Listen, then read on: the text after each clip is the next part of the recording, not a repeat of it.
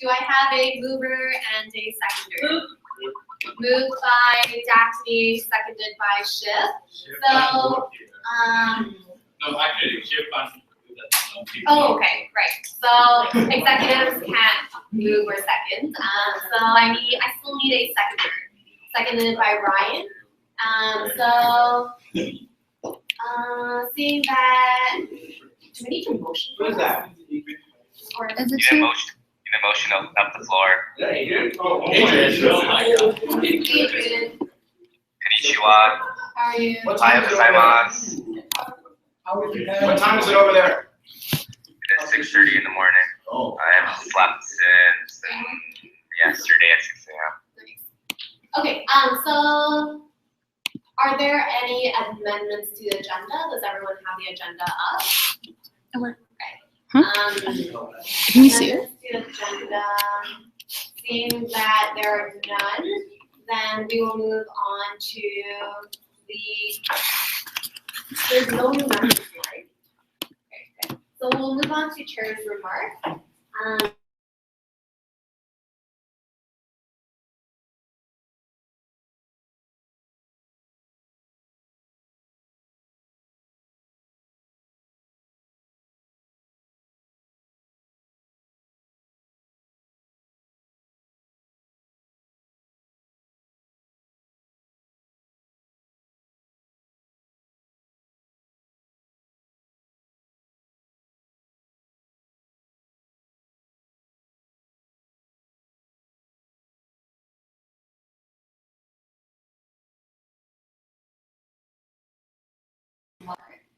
Any questions? Okay, seeing that there are none, we have one presentation today. So this one presentation will be by me, and it will be regarding the Robert's Rule of Order, as well as the committees that we have, that we will be, forming today. So that being said, we'll feel free to feel free to follow along. I've sent everyone the documents necessary for this meeting in an email early this morning. So yeah, feel free to follow along there. Okay, I'm just gonna set this up.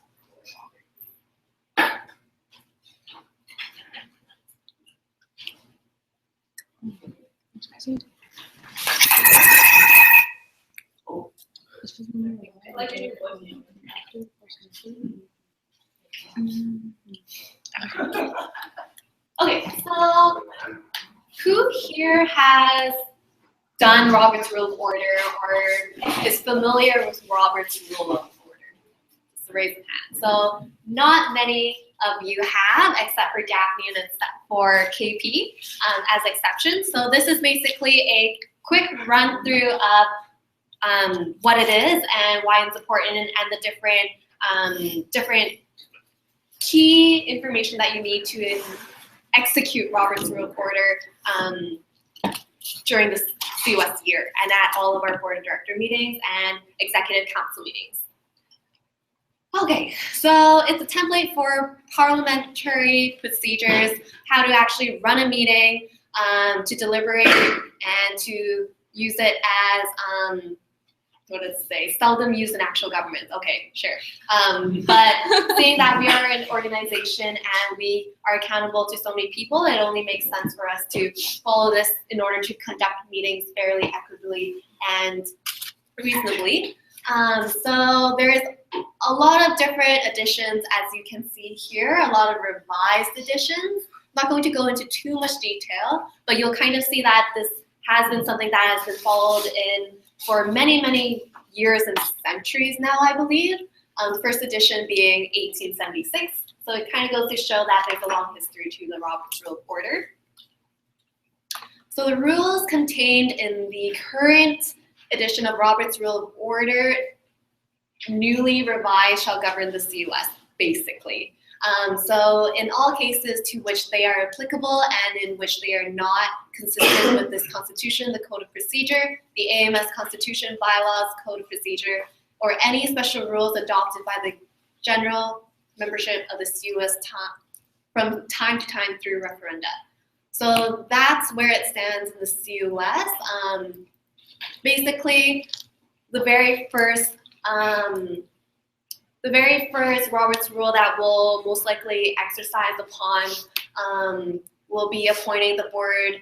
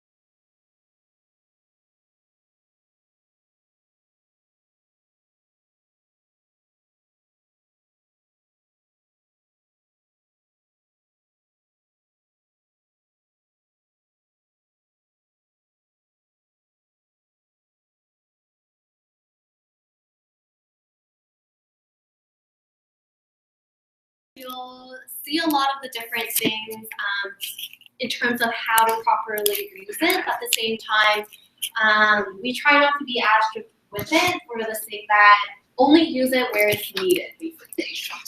So only use it to pass certain motions because that's the proper way of doing things. We don't need to go into like nitty-gritty details like, oh, we're not following it like by the books. Like, no, that's not what it's meant to do. Like, we don't want to stress on it that much. But it is a good foundation and guideline to follow. So say things like rise to a point of order, like no one says that. I moved to lay on the table, like, yeah, I'm not too sure if anyone really says that either. And again, you don't need to know every single rule in the hundreds of pages, basically. So don't be scared, like Robert's Rule is really simple. So scheduled meetings in advance and times are required, dictated by the chair. Things that you guys should all know are we have meetings once every month and twice a month over the summer, and also once during the exam season. For the sake of that, this is our exam during the month and during the exam season. So that's pretty much how we're doing it. And general meetings should be taking place with at least 3 days advance of notice, and in the case that emergency meetings are called, provide at least 24 hours. So that's just a little guideline. The chair must call a meeting if the board petitions to do so. Simple quorum, and meetings must be held in a publicly accessible location at UBC. So again, just talking on, it should be relaxed. Yeah, that's honestly the strictness. Agendas. This is something that is decided upon by the chair at the very beginning. And prior to establishing meetings, you all have the opportunity to recommend items to be put on the agenda. The chair, at their discretion, will put it in. Amendments are made at the very beginning of the meeting, as you notice that I've asked as well. So again, are there amendments to the agenda? And then you motion to amend the agenda with the following item that you choose. So some other things as well, if you're not given enough advance of a notice to put your item in, for example, if like the public choose to make suggestions, they need to give it enough advance notice. Just little things like that. Here's the structure of the agenda. You can find it all in our agenda. Quorum is essentially 2/3 of the board members. So this excludes executive council. Executive council, you're able to vote at your own respective exec meetings, but for the sake of board meetings, it is strictly quorum-based and voting-based for board of directors.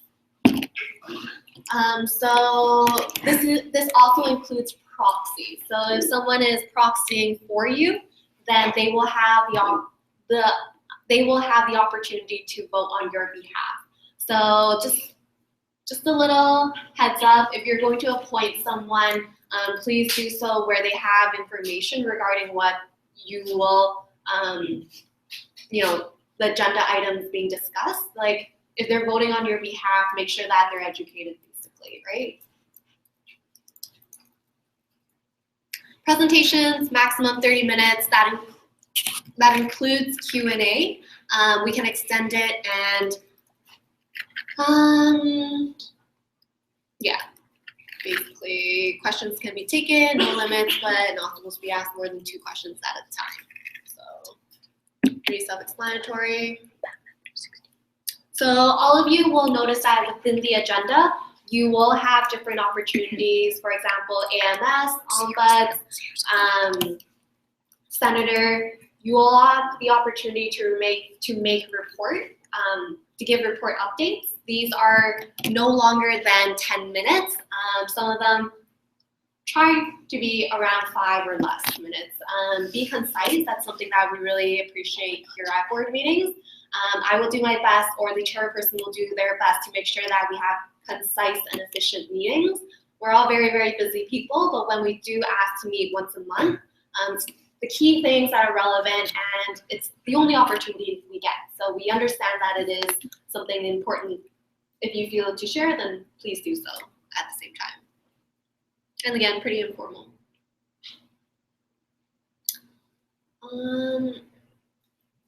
Okay.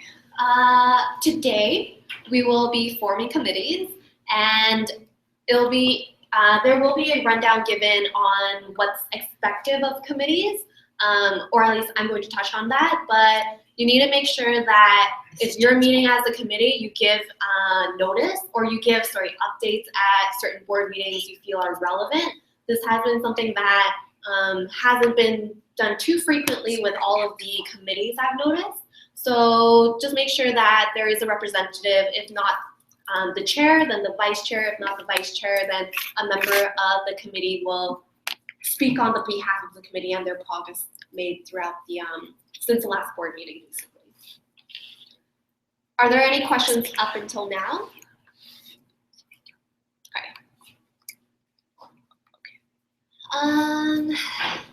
Okay.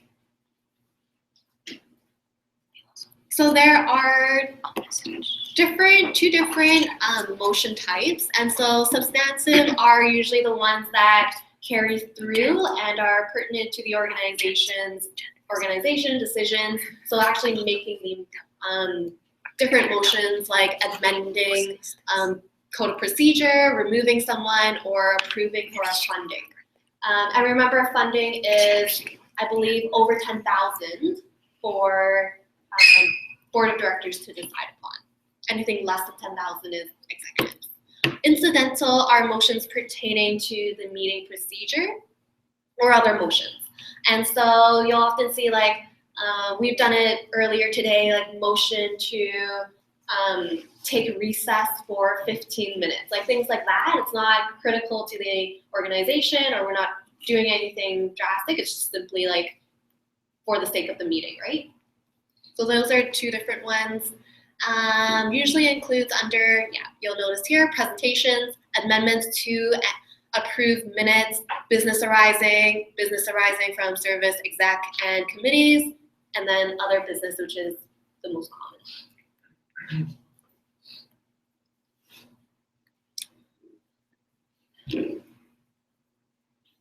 Okay, so you guys can take like 10 seconds to kind of read that through.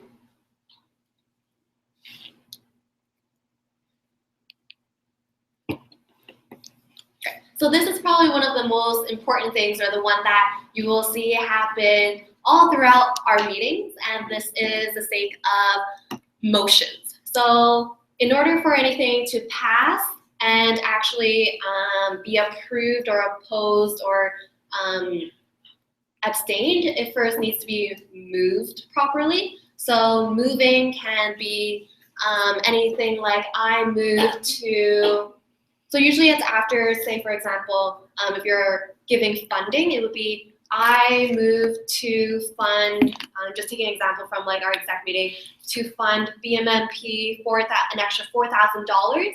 So a total of $10,000 for the year, X amount of year, we haven't decided. So for example, like for the next 2 years, basically. And then someone else will then second that, and that's done by simply raising their hand, and the first person to do so will be the seconder. And then once that's been established, the whole board of directors will then take a vote on this motion that we're trying to pass. And so the chair will ask all those who approve of the motion, please raise your hand and say aye. That's when you do so. And then afterwards it will be all those who oppose, raise your hand and say nay. And then at the very end, it's any abstentions. So I believe we'll talk on this a little later, but let's see. Okay, but if you're abstaining, it's for the sake of whether you shouldn't really be abstaining for any motions, really. If you don't have all the information or you weren't present for a presentation, or if you have views, or how do I say it, your conflicting views or conflicting interest. Thank you. So if you have conflicting interest with the item being discussed, then that's where you will abstain. But if you're abstaining for other reasons, like you can't make a decision, then that's a poor reason to do so. But at the same time, we do respect that. I would really encourage everyone to do vote, because this is why you guys have been elected to do so. You are representing your year, not yourself, but your year, and remember that, or try to do your best in that sense. And yeah, this is taken very seriously. This is honestly one of the most important parts in terms of passing motions. And you'll be exercising a lot of this throughout the year, but it's good to get started now, and all throughout this meeting you'll have a lot of opportunity to do so and pass motions and whatnot. So for debates, I can't really say we have like too much debate. Correct me if I'm wrong, but how it really works is you speak twice for up to 5 minutes each time. Mover can motivate for up to 10 minutes if they wish to speak for that long. They can speak more times if there's 2/3 vote, and can yield more time to others. Honestly, I haven't seen too much of that in action in past board meetings, so at least know it's here, but again, we're pretty lenient on that. But honestly, like if you have something to say, we encourage it, be concise, and try to not, take up all of the time, because there is so much of you. So when you do say what you need to say, do so in a concise manner. If it gets out of hand and we have a lot of people who wish to speak on a discussion item, we will form a speakers list simply by raising your hand, and the chair will take down your name and say, who they're adding to the speakers list, so that we have a organized approach to who's talking.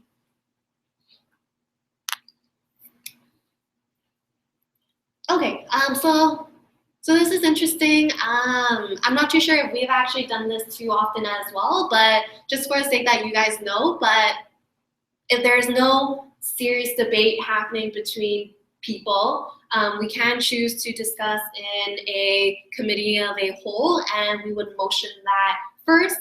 So receiving 2/3 quorum. And what that really means is if we all just need to talk in an informal setting, then that's the opportunity to do so. So there's no speakers list, there's no speaking limits, and you can exit out of committee of a whole by simple majority.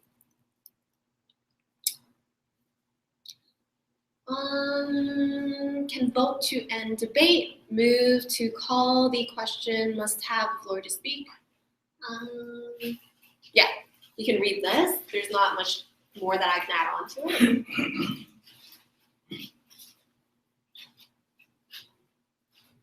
Good.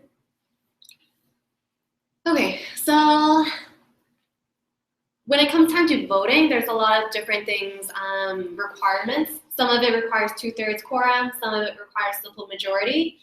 There's a whole list later that you guys can draw upon so that we know what exactly is simple majority and what's quorum. It's basically in code of procedure, and we'll be following that through pretty strictly when we do committee formations. So you can, again, vote in favor, oppose, or abstain. And we've covered a lot of this.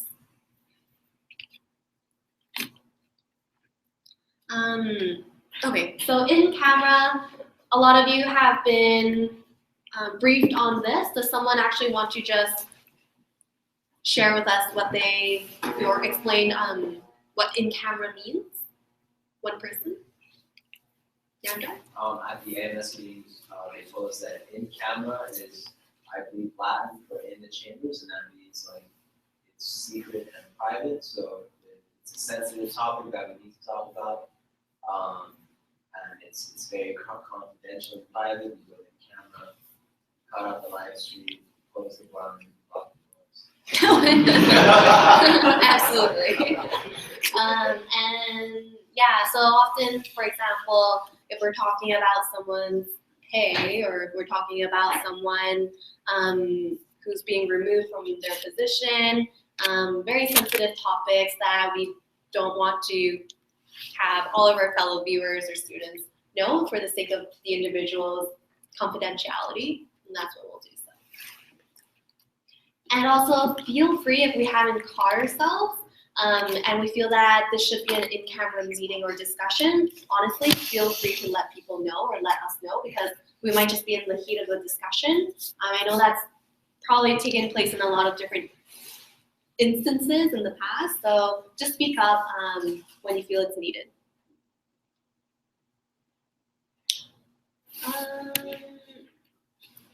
Okay, so points. There's two point of personal privilege. Okay, I think that one was. Okay. So points. One of the few times you can interrupt. What you can do is have point of information. So any clarifications, feel free to do so. And also point of order. So if you've noticed that someone's been speaking more than they really should, oftentimes these are noted by the chairperson, whoever that may be. And then point of personal privilege, I believe those are, again, when I talked about it, it's I think it's recesses, from my understanding, items like that. Okay. So tabling a motion, what it means is delaying it to a future meeting. I know we've done it in the exec meeting earlier. So we were talking about international business conference, and then we realized like we don't have enough time, or we wish to discuss it at a later time, or other agenda items that is necessary, or we need more information in order to conclude, then we'll table it to a future meeting. Postponing. Okay, so backtrack. So maybe postponing was what I mentioned. Tabling a motion is actually when you have a motion already in place, and then you delay it to another meeting to actually vote upon. Okay, so those are two differences. And then adjourning is basically ending the meeting. And that's about that. Okay. And then this is for your own reference in terms of a cheat sheet. So what you're trying to say is basically to adjourn the meeting, but you actually say I move to adjourn. So just some formalities of Robert's Rule of Order. You guys can, again, feel free to take a look.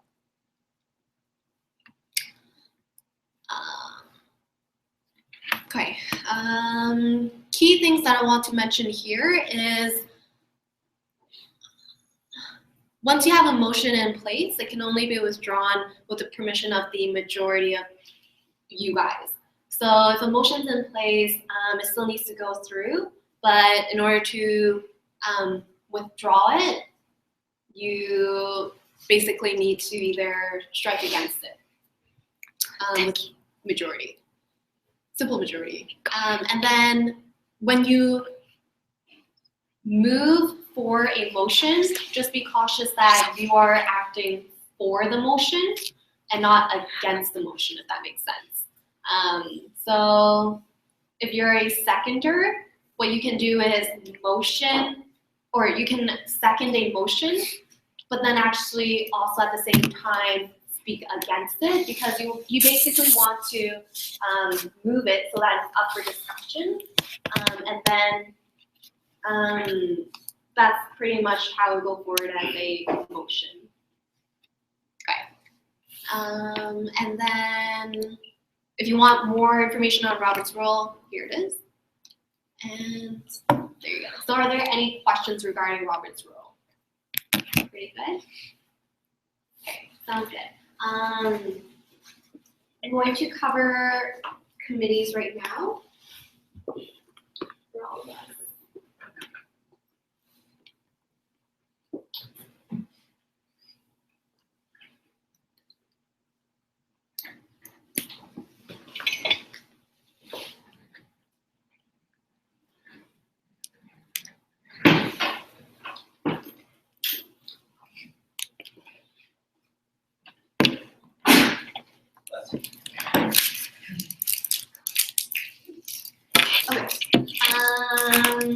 Before I begin, who can list all of the different committees that we have in the code procedure?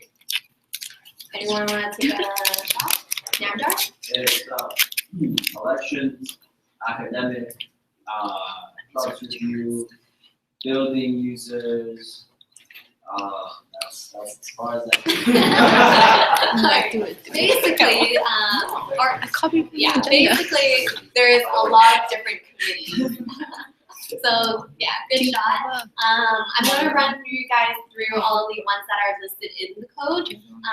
You guys can use this as a guideline, or as information for you guys to decide later on which committees you want to be a part of. And I'll go through how many committees you can actually join as well, if you're a board of director member or if you're a executive member. Okay. So the first one is academic committee. And so the academic committee shall determine the position of the society on academic matters and direct the vice president, academic and the Commerce Student Senator in their respective efforts. Okay. So what you do as an academic committee is you represent and you attend the faculty caucus meetings. And so how often they're at, honestly, when it, when faculty choose to have these meetings. I know recently they had one not too long ago, maybe this past month. Was anyone there? Just raise your hand. Sam, did you end up going? Oh, you weren't allowed to. So I think KP, do you want? I went. Yeah, you went. Do you want to talk a little bit about what that meeting looked like and what you did? So it was in the big classrooms in all rooms, and the dean was there, and like a lot of props that we had, and also like a lot of professors were there. King was there, and King was actually chairing the meeting, and he just talked about, like, he sent us an agenda card, and the rest of forwarded to everyone in the committee.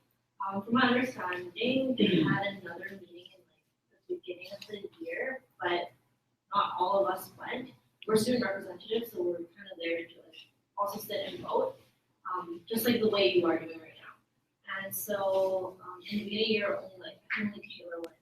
Yeah, but the second half, like, the last meeting, we all went, and it was basically like going through the agenda and like listening to people's presentations, so professors watching slides and the agenda and like ask certain things. And so that was what it was. And the discussion items were like all academic committee, they're all academic based. So like how to focus on this, youth courses, graduate programs, people from the MBA, like representatives, were also there. So it's really interesting to see what's happening within the school. And we want to make sure that we have representation on these faculty caucus meetings. I know that in the past we didn't fill them all out or people didn't show up. So make sure that if you're dedicated to this committee that you are an active participant, especially because it is one of the few opportunities that we have to work on the scale of academics, especially when we're in the nature of university. This is such a key component to student life because we're all here for the reason of academics, right? Academic committee really. Yes, absolutely. You'll be able to sit on it with them. Right. Yes. Bit of information, was it just one per semester, the meetings, is like one long meeting per semester? Like what's, like it says right there, time commitment after one faculty, so. You don't know. You don't know. I have something to add. So in academic committee, you actually, sometimes the VP academic who sits on VCOM governance gets the documents from VCOM governance committee and basically when things go to faculty caucus, it is already there to go to a vote. So you really have not much to say about it, but what academic committee does, of course, at the discretion of Sam, is that it usually serves as a working group for academic policy. So if something comes up, then you have the opportunity to discuss that and raise questions in academic committee and bringing that up before just faculty caucus, you can actually decide. The point about that is no one else is going to actually do that unless you're on this committee and you actually have some fun with me while we're there. What? Academic purposes. Okay. Moving on. Any other questions regarding academic committee? So basically, if you're really passionate about academics, this is the committee for you. And if you're interested in, faculty or MBA as well. Okay. So just key things. There's one first year, Bachelor of Commerce. We'll probably elect on that later, seeing that there are no first years here. There's 2 second years and combined 5 third and fourth years. And then combined 5 third and fourth year. Okay, and so of the above representatives, it must include the VP Academic, Commerce Senator, and the President. So Daphne, Sam, and myself need to be in there. So we've already taken, Not me, because I'm the Okay. Oh, sorry. I was like, I'm not confused. I'm like, are you not a senator? I was like, what? Okay. Okay, so there's 2 seats remaining for third and fourth year. Representation, and then chairperson and vice chairperson, they are the, VP Academic is the chairperson and the senator is vice chairperson. That's it. Okay, so the Budget Oversight Committee shall approve the annual budget prior to presentation of Board of Directors and reviews all financial documents produced by the VP Finance, including quarterly or semi-annual spending reports. Okay, this is going to be a very time-intensive committee. And so the Budget Committee will meet over the summer, and that's really essentially like the peak season, I believe. Yes, do you want to? Oh yeah, so budget committee this year, we're actually looking to minimize the amount of time by working more hand in hand with the services so that we don't have to meet up 3 times and then send it back and play this game of telephone that we did last year. So I just wanted to kind of maybe give a heads up. I'm not sure exactly what the timeline will look like, but our expectation is that it will be less than last year. But still quite a bit. So yeah, compared to a lot of the other committees. And so,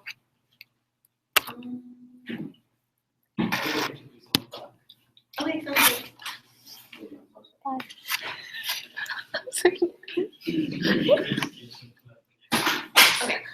and then, so what you do as budget committee is people will present to you their budgets for the year. So people as in services, and you will go through line by line whether or not this is something that the CUS should be funding them for the year. So you have a lot of say in the actual budget and financials of the CUS. And then at the very end, however many meetings that Matt decides to have with all of you in the committee, then all of your finalized budgeting will be presented to the board of directors so that they can make the final approval or make the, or they will give you recommendations and you will go back and have to revise before they fully agree to make any final decisions on budgeting. So any questions on the budget committee? Straightforward. Oh, Matt, do you want to talk about what the commitment looks throughout the year? It says 4 hours a week in the year. I'm not too sure like what we've done. Yeah, I guess like from my understanding, there's not really like a time commitment there. So No, it's all like in the summer. yeah, like pretty much just one day. Wait, Jen, Adrian just wants to take a note that like the chair changes the number of meetings, not Matt. Okay. I just want to say that. I'm talking about Yeah. that. Mistake. So I will be talking about the chair, but reducing Yeah. the number of meetings.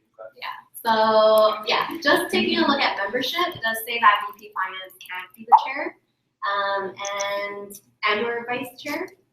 So just taking a look at membership, ex officio members as declared in policy. This includes president, chairperson, and the ombudsperson. And then there's the VP Finance who must be on the committee. The associate VP Finance will be on the committee. 3 members of board of directors, 2 additional members of the executive council, and then 2 members at large elected by the board of directors. And so chairperson and vice chairperson will be appointed by the board of directors and committee as standard procedure. Okay, so policy committee is one that meets pretty frequently from my understanding. There's constantly going to be amendments made to our code of procedure, and so this is very important for policy to make sure that if we need to amend anything, that they make the recommendations to do so, present it at board, and then use the board's recommendation to make a finalized policy or amendment. And then, yeah, that's pretty much it. Couple other things to note is you may work with staff, or you may work with the LPC, so Student Admin Commission and Legislative Procedures Committee. So these are all, I believe, like on-campus AMS, for example, of their procedures, because not only do we make procedures or policies, but it needs to be in alignment with AMS, because we're a constituent, or we are a constituent under the AMS, basically. So they're kind of our parent organization. 1 hour every 2 weeks is the time commitment indicated. Anyone on policy committee in the last year? Daphne, or Ryan? Do you want to talk on? Policy committee, There was no real set date initially. It was just came to a point where like, okay, we need to make some policy changes, policy committee should meet and draft those.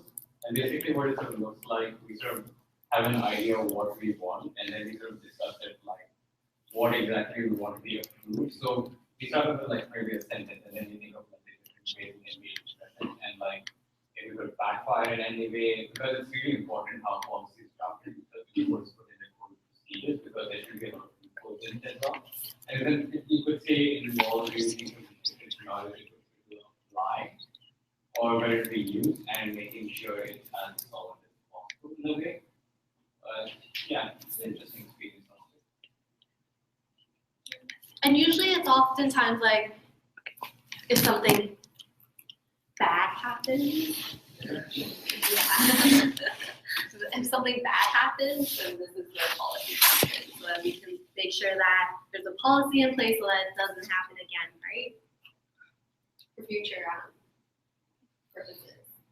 So membership, ex officio members, 4 members of board directors, 2 members of the executive council, 2 members at large. One thing to note, member at large does not include any executive council members and any board of directors.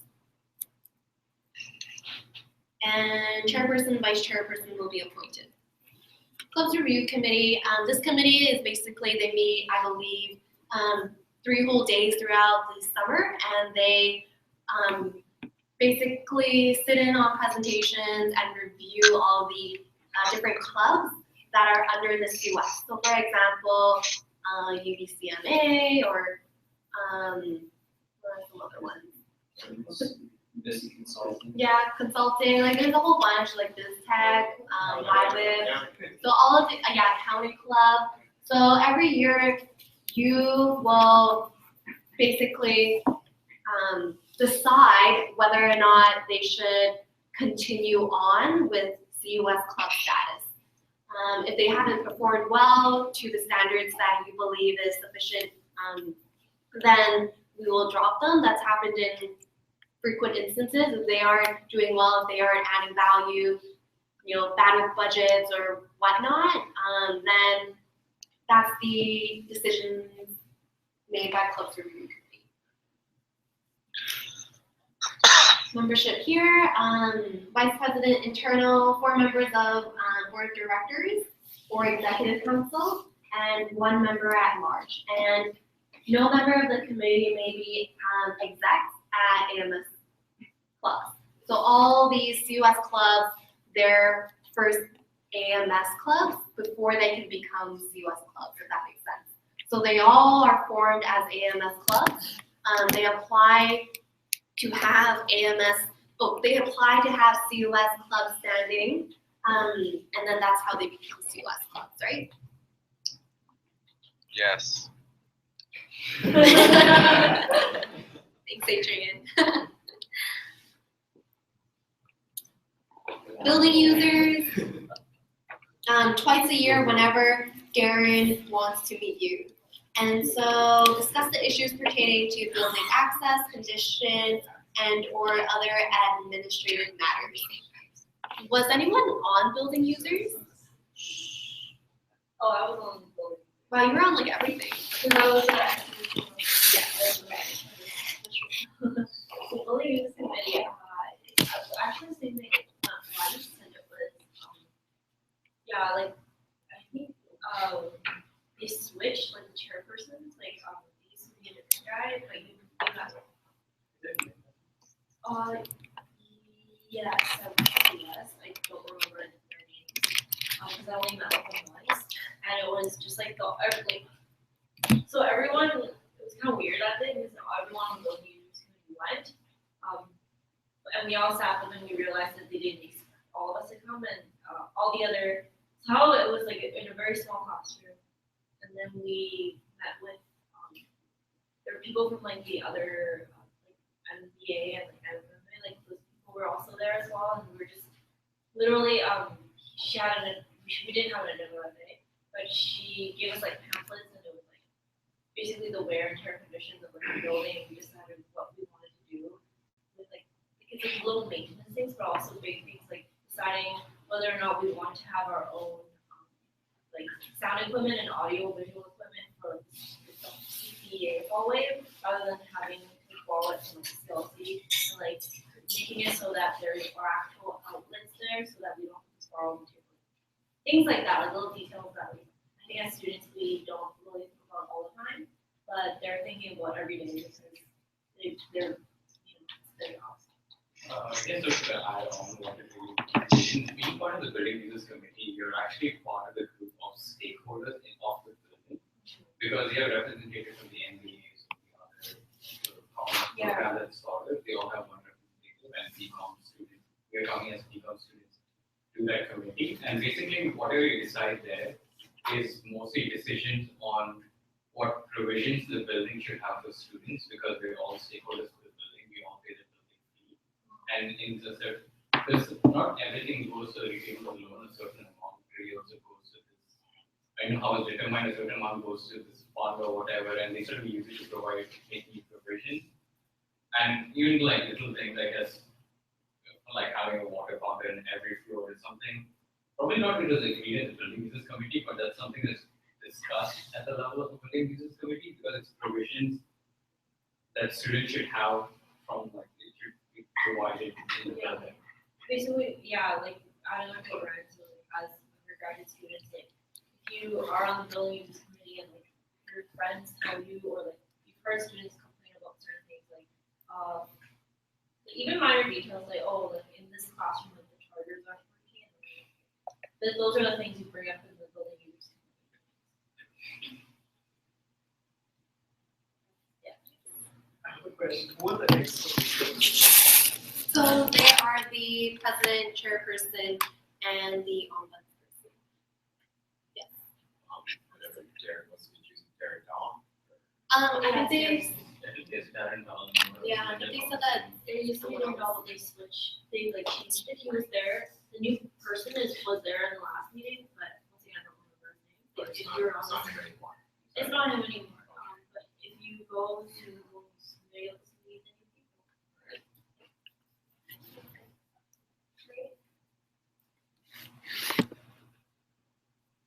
okay, so membership is ex officio. The ombudsperson is actually not considered a member of this committee for some reason. The vice president internal, 3 members of the board of directors or executive council elected by the board of directors, and there's no chairperson or vice chairperson. I think it was all the person is trying to get those as little people up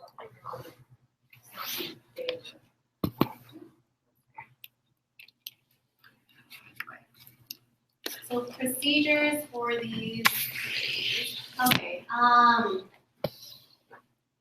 in order to become or be a part of a committee, you will need to be nominated or nominate yourself. And so an individual may choose to accept a nomination or they can decline a nomination. The moment you accept a nomination, you are part of the committee, except for the instance where there are more individuals nominated than the allocated amount of people required, then we will need to hold an election and then do voting. So you will give a speech for however length of time that the chairperson decides, probably I'd say like a minute max, minute or two, to deliver your case why you should be on a committee, and then we'll take a vote. And so you'll have, shall be per, here. Okay. So each board of director member shall be entitled to 1 vote per committee seat available for the type of committee seat contested. And so, for example, if there's 2 positions on this committee to be filled by the board of directors, then all the board of directors voting will be able to vote twice. Pretty self-explanatory. And then no vote shall be available. So if you choose not to vote, then you have that option as well. And the committee membership shall be determined by descending order of votes received. Okay, so the chairperson of a committee, I'm going to just literally like read this through. So you'll determine the date, time, and location of the meeting. You're going to remove any member at the discretion and as well, determine the committee agenda, and also where possible ensure that records are maintained by the committee in the form of minutes. Can't stress that enough. Make sure you have accurate meeting minutes. If you're not taking it yourself because you're running the meeting, make sure that you assign someone to do so within the committee. We should be producing these meeting minutes because it is defined in policy to do so. And then also the, the activities, discussion, and motions of the committee and presented these records to the board of directors for approval and publication on the society's website, taking on all other activities as required to effectively manage and maintain the committee. So that's one thing we haven't been too great on. I don't think we've really done that at all, but it's in the policy to actually provide records of our meeting minutes of committees. So this year, really try to have accurate meeting minutes, basically, and have them. Okay. Yeah, equal voting rights of all other members in the committee, unless stated. So they can vote.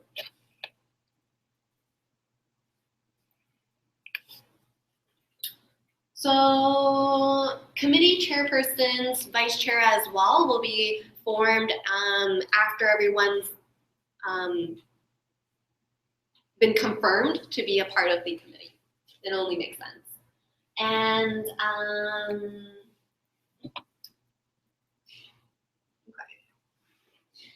so anyone, board of directors or executive council can nominate an individual to be the chairperson.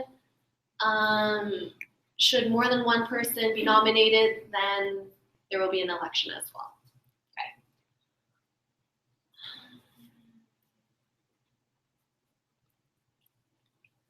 Basically, the chairperson will resume the same responsibilities as the chairperson if they're absent. So make sure that you're someone who will produce, all that's necessary. But in the case that vice chairperson isn't there, then someone else will be determined at the meeting as well to lead the meeting. Okay. So everyone here will be allowed to sit on 2 standing committees for the board of directors. So standing committees are the policy committee. Yeah. 3? Okay, so it's been amended to 3. So you can set up to 3 standing committees.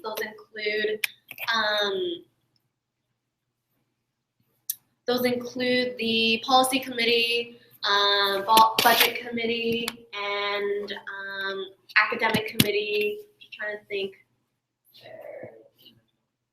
Pardon? The endowment committee and the awards committee. Yeah. Oh, here is also if you're a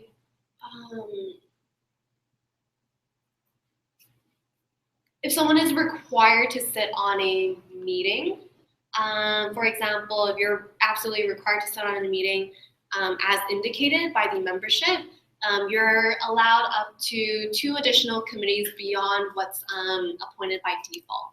And for executive council, you're whichever ones you're required, and then an additional up to 1 committee.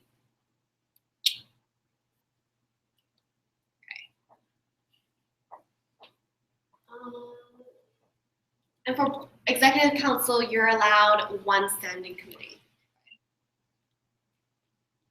So member at large should sit on no more than 1 standing committee. And also, just so we know, but member at large, they don't necessarily need to be here, but in order to accept a nomination. So as long as they've given prior notice that they're willing to accept the nomination, then that is sufficient. So something to note. Oh, is that it? Okay. So that's all the committees. Are there any questions for committees? Okay, so who can tell me how many standing committees you're allowed to sit on? 3. Got it. We changed it from 2. And if you're a executive council, how many standing committees? 1. Perfect. All right. So we're going to move on with the rest of the meeting. So we're going to go through with reports now. I'm going to move myself.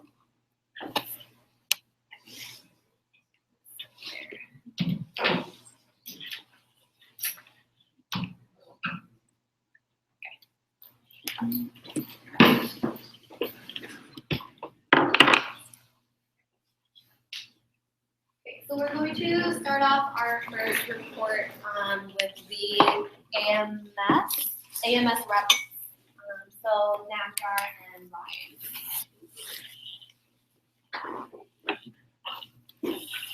All right, so me and Namgar went to our first AMS meeting. We're also joined by KP, who was proxying for Jennifer. So it was a pretty long meeting, a lot of stuff about the governance review. So basically we had an external consulting company come and evaluate the AMS to see any things we can improve on within the organization. So we had a lot of in-camera discussion just about that kind of stuff. But basically we're just going to be moving it forward with a lot of just working on a lot of the recommendations they put forth. So it's not too much to talk about, just the AMS is changing a little bit. And if Nando wants anything else? No, I think you covered everything. Yeah, so there's a lot of policy, maybe some some changes, structural changes in the AMS right now, but nothing really pertaining to, we didn't really talk too much about student engagement or anything regarding that. It's in its very initial stage. Yeah. Ryan and Namgar and the new budget comment. Yes. Yeah, temporary. No, Temporary, like, the end of April, we're a budget meeting, so They get you to see it. Could you give an example of some of the things that you guys discussed for the AMS portion? Because it's very vague. We can discuss it vaguely if that's fine. Yeah. So basically, structural changes to the different committees and sub-organizations underneath the AMS, and also pretty much changes to the role of the actual AMS reps as well. it's just like kind of changes of terms for AMS representatives, stuff like that, or adding new positions in AMS, new positions that facilitate discussion between constituents and AMS and higher members. So just kind of going through different ways the AMS organization in itself could be improved. And this is all done by an external consulting company that the AMS paid to look at the organization. Great. Thank And oh yeah, so one other thing, something about the substance abuse program. So, yes. Yeah, Vice. So if any of you guys want some more information about that, hit me and Namgar up, or we have some emails we can redirect that towards you. But it's basically just support for students with addictions. Yeah, that's it. Sounds good. Thank you. Student senator, Kathy. I don't have anything to report, before I start moving how is just something with, I haven't actually. Yeah, so, how are I going to Sounds good. Thank you. Hombuds report. Yeah, Ryan, you're sharing that, right?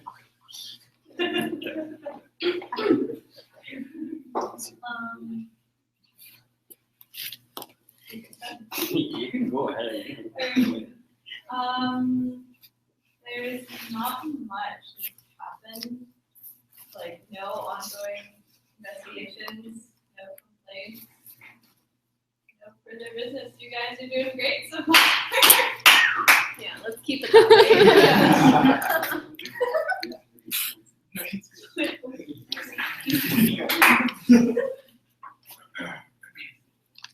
Sounds good. Okay, so moving on to executive reports. So I'll start with mine.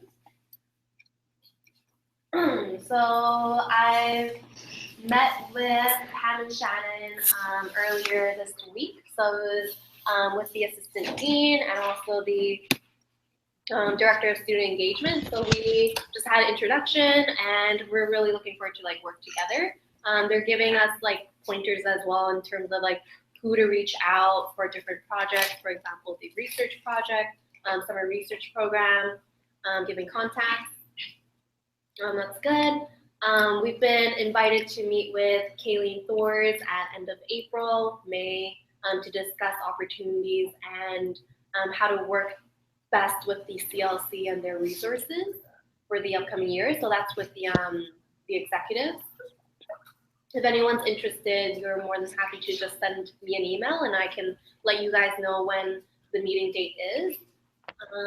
And then I've also, so Matt and I have met with the Tim Silk, and so he's in charge of BMMP, so they're reaching out for additional funding. And so at our exec meeting, we haven't decided on the full contract of what that will look like, but we'll let you guys know and we'll keep you updated. But basically, the gist of it is they're looking for additional $4,000 on top of their $6,000. We have a faculty crossover meeting, so this is something that everyone will be invited to. And so that's happening April 22nd in the CUS Lounge at 2 p.m. One thing I wanted to say is if you're specifically like execs, have people you want to meet, have an agenda item of things you want to talk about, any projects, any advice you're looking to have from them. If you're a first-year rep if you're a second-year rep or whatnot, just try your best to form those relations. You're representing the CUS, and there's still a lot of opportunity for you to establish those early on. Understanding that what the executive council that's doing most of the project proposing. No. Anyone can propose projects, but I'm saying I think the different works of the faculty is like, for example, if you're in communications in the UGO, then it's maybe more relevant for Amy to hit up that person. Okay. Whereas if you're a year rep, then feel like you should be establishing connections with everyone. Just everyone in general. Yeah, everyone in general. If your passion project aligns with, for some reason, the faculty members in a very specific way, or it's really up to you guys how you want to take that approach. So does that mean our passion project was finalized before that? No, it doesn't necessarily need to. Have a good idea of it. You're still in the stage of forming them, so I don't expect you to have it all solidified. If there's something you want to ask, then by all means, do so. Yeah. Sounds good. We hired an IT director, and we've also prorated Quinton's payment for an additional month. So he will be receiving an extra $208.33. And so that's the reason, because he's already been doing work in April, and we're transitioning the IT director much later after finals. So that's why we're paying him for the month of April. We're establishing CUS service chair reports for this upcoming year. So what that looks like is at the 5th of every month, all of these service chairs will have to complete a report form that the executives will create. And the first one is due May 5th. So what it really looks like is what people have done in the past month, what they set out to do in the past month, and then also what they set out to do, but they haven't completed in that past month and intend to continue on with. And then what they also new items that they wish to do in the upcoming month. That way, they have a clear set of goals and they can track their achievements. So yeah, that's good. And that's pretty much about it for me for President's Report. Any questions?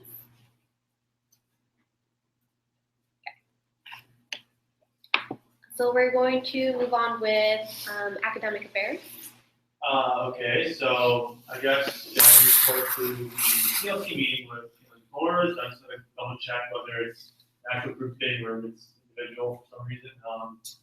Research project ongoing, so we're going to contact Thomas Ross soon. Just have a very much point there. Overall, my services are hiring. All of them are, so that's very fun. In other terms, I don't have too much to report now, so I'm complete. External isn't here, so finance. In the process of hiring our finance commission, I don't have too many links to first and second years. I'm not sure maybe how the reps could possibly play a role in doing that. That would be really helpful because usually the comps usually a younger demographic, so always helps to get some talent from there. And it's also a great way for younger students to build that, I guess, experience so they can eventually take over the EVP and VP role because we're going to need that next coming years. Some of the other pieces is I've been working on like delegating the tasks a little bit differently this year amongst like the VP, the EVP, and FinCom. So last year, as you may have known, Taylor did a lot of the work, most of it actually. So what we're looking at doing this year is delegating the work so the AVP role is a little bit more fulfilling, and also there's more talent, or I guess more experience that gets passed on, which I think will be good in terms of also turnover once again. Let me think the last piece. Okay, so currently I'm not able to do reimbursements, which is my Taylor due at the month of April, so pretty much till the fiscal end of this year. And the reason is because I need to actually do a test with the AMS, pass this test, and then get my signature approved. So I can't actually reimburse anything at this time, which is why Taylor's still responsible.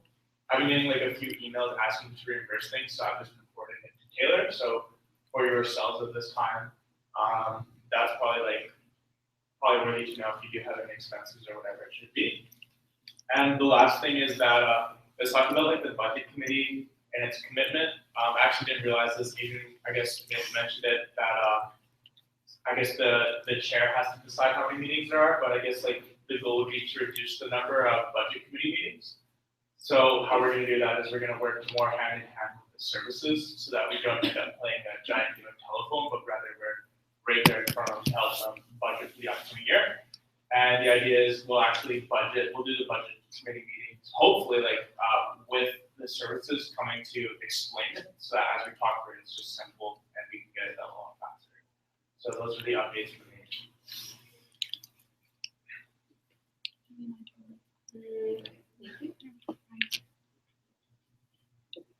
Ryan?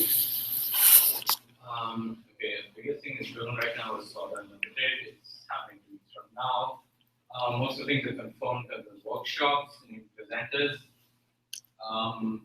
The only thing we're adding a success story segment to Solid Unlimited. Mostly you can think about it. We're going to have Huey come in, this tech and real estate club, present across like a 45-minute workshop in a way, like 15 minutes each. Huey talks about how they started a new initiative and took it off. This tech talks about how being an established club, they actually was successful this last year. Real estate club, more in the sense of that being a club that's really done well sponsorship, how do they strategically build relationships and partnerships with corporate partners and how do they maintain that. So should be fun. To see more of you signed up, but not please do. Obviously the variety collected from the BBC bookstore if you haven't. All my services are also hiring. They're doing fine. Contacting clubs for their information so that I know how to by what they use them by. And that's about it. Any questions or?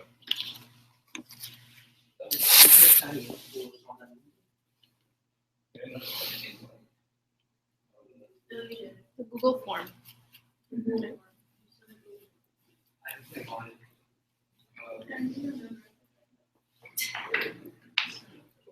There was a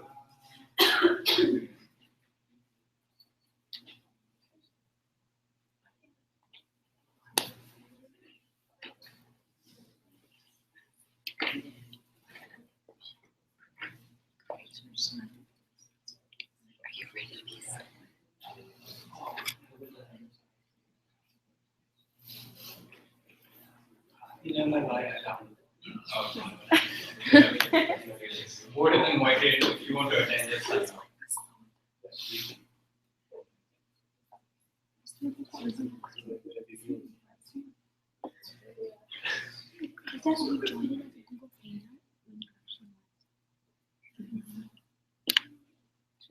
Yes. Yeah. On my personal privilege, if I wish to use the restrooms. Oh.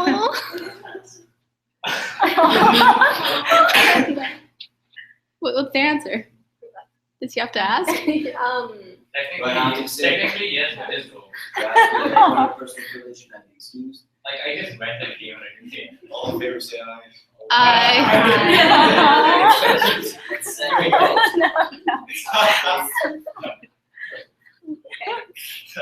Thank you, Nandar. Okay, Robert's rule, guys. Good job. I didn't expect us to. Like, okay. One Yes. information for Ryan. Is it like if you're a part of a club, is it like the same process for everybody? Or is it like a stream for CUS more than a stream? Is it like the same experience for everybody? Is it like a schedule? Oh, for Southern Limited. Yeah. As you mostly, the thing is how it will run through on April 30th. There will be an open keynote. It's a common thing for everyone. There will be 3 different workshops, but they will be concurrent. So we have to choose between all of the 3.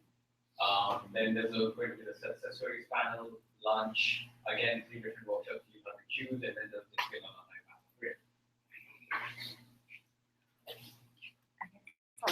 Okay, Amy, you do marketing. Okay, so we did have some technical difficulties with our service at cus.ca. So I don't know, I'm pretty sure the board is okay with that email.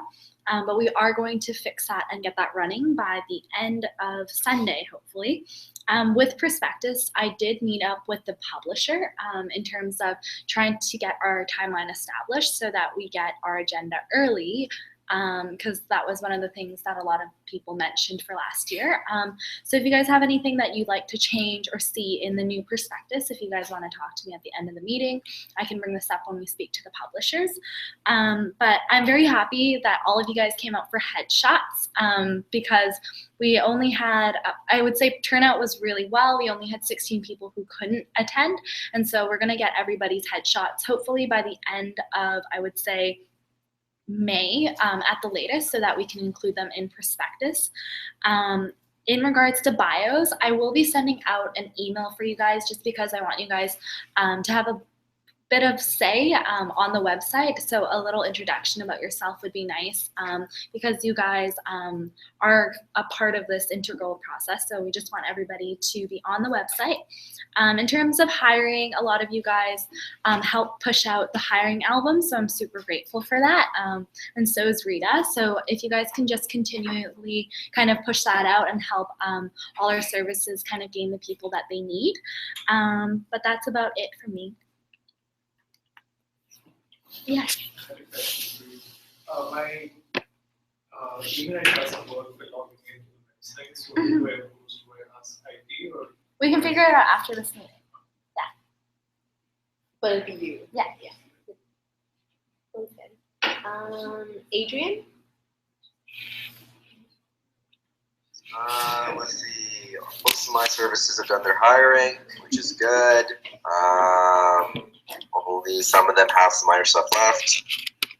I have been sort of in contact with the CUS spoke. That sort of fell on my plate. So I'll need to have a meeting soon with them because the longer we delay it, the more likely our CUS app is not going to happen. So I'll be in touch with most likely Ryan and Jen soon to get into a meeting with them. Anyone else wants to be in a meeting, please let me know. And aside from that, it's You about guys everything know what else. the CUS Eileen has decided to push out. Adrian, Yes. do you want to give a little backgrounder on the CUS spoke? Some people here don't know what it is. So for some reason, we thought it was a good idea to create an event app. For some reason. I'm gonna be honest, not my idea. So the idea is that like the app is going to help people figure out what events are happening at the same time, help out students when they're at events. So like for conferences, in terms of like their agenda for today, where rooms are located, and just for other services in general, so they know what events are happening on which days, so like overlap those into current things like that. At a high level, that's what it is. Yeah, so it's basically an app for students within the CUS. Okay, yeah, continue. And then Eileen's decided to push out the survey to September because of the hiring and exam push that happened this month, and still going on. And so I need to sync up with Sam and KP on the survey stuff. That's about it.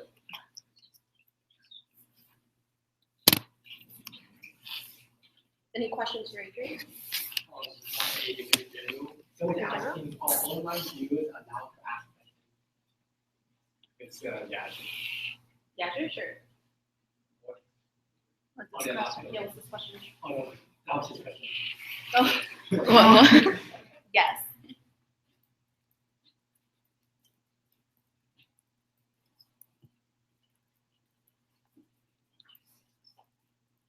Did he have a question to follow?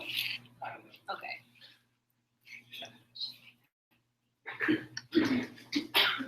Okay, next, okay. So business is rising from the service council.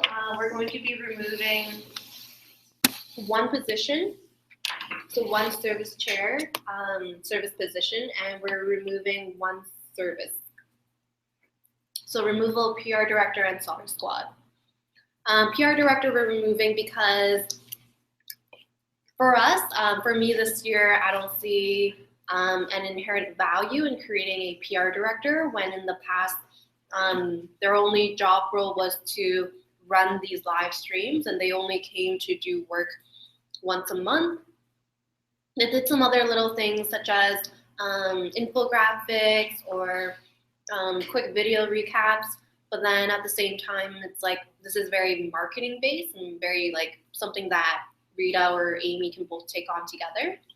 So that's why we removed a PR director. If you guys feel that we absolutely need one, let us know now so that we can maybe even do the hiring for it. But at the moment, it's been decided that it's perfectly fine if we run it ourselves. And then secondly is removal of solder squad. Yeah. So solder squad, we're removing this year because in the past, a squad was a group of people who drove hype or drove, like spirit, I guess, around the school. And so this year, it especially just became like, and throughout the years, I guess, it became a squad strictly focused on Wally the Bull, which is not the original intentions, but at the same time, we're not going to, cut our mascot because there's such an important part of solder. So that's going to be taken on by the marketing, Rita and Amy as well. So the two here are really things that if they feel that Wally needs to be somewhere, or if Wally is best represented in which way or other giveaways, then they'll be the point of contact. Whereas having like multiple people, like a full committee, didn't make sense in our sense. But again, this is something that we can discuss, and whether or not you guys feel that this is the right action we should take. For the removal of PR director, we'll just kind of go through, are there any questions for PR director? Any discussion questions? Okay, seeing there are no questions, then are there any questions for the removal of solder squad? Yes, so now that there's no group of people looking after volleyball, I guess question for Amy is like, what do you plan to do volleyball next week? So Reed and I have really discussed about this just because his persona is there, but we kind of want to change kind of the way that it's been taken in terms of, kind of like the Barney feel that he kind of gives off. So what we really want to associate Wally this year is to various events. So one of the things that I really stand strong by is having certain events pushed out. So for example, this year they partnered up with Healy and they did a lot of the health and wellness kind of like before study, like the study packages and things like that. So me and Rita really want to discuss upon like various events that we could hold, and especially we want to focus on the CUS birthday this year. So we think like things like that where we find Wally fit well with, and just to have his association with more of like an optimistic and positivity kind of approach is something that we want to go along with. And if we find like an event or a conference where we think that he would help out with, we would get him there. Does that answer your question? Okay. Colton, I know it's interesting because you were actually on Soccer Squad. So what is your take on removing it? Do you think it was? Thing that we could work on is like online presence. It's like so the Facebook page, unfortunately, we got taken down from like over 1,800 friends. Yeah. Because they're like, well, it wasn't a real name. So then we had to change it to a Facebook page, and then like we're at like 200 something. Like, there's I think creating like a story or some sort of online presence is really important. No, yeah, you make a good point. Yeah. Do you think it's sustainable? I don't know. It takes a lot of work to like figure out like what we want to do, what kind of content that can come. Because besides lab rat and something that's really well. So maybe drawing inspiration from that.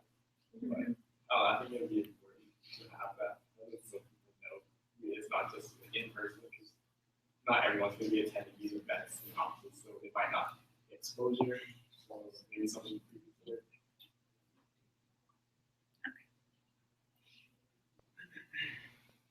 Any other questions for Solder Squad? Okay.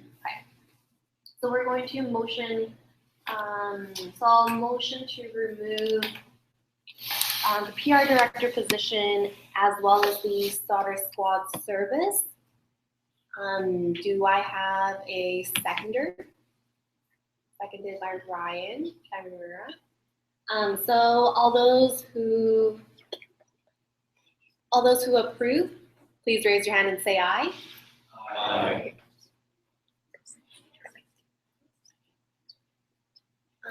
Actually, do you want to check if it's still running? Just I don't want to like figure out. It's still going. Is it?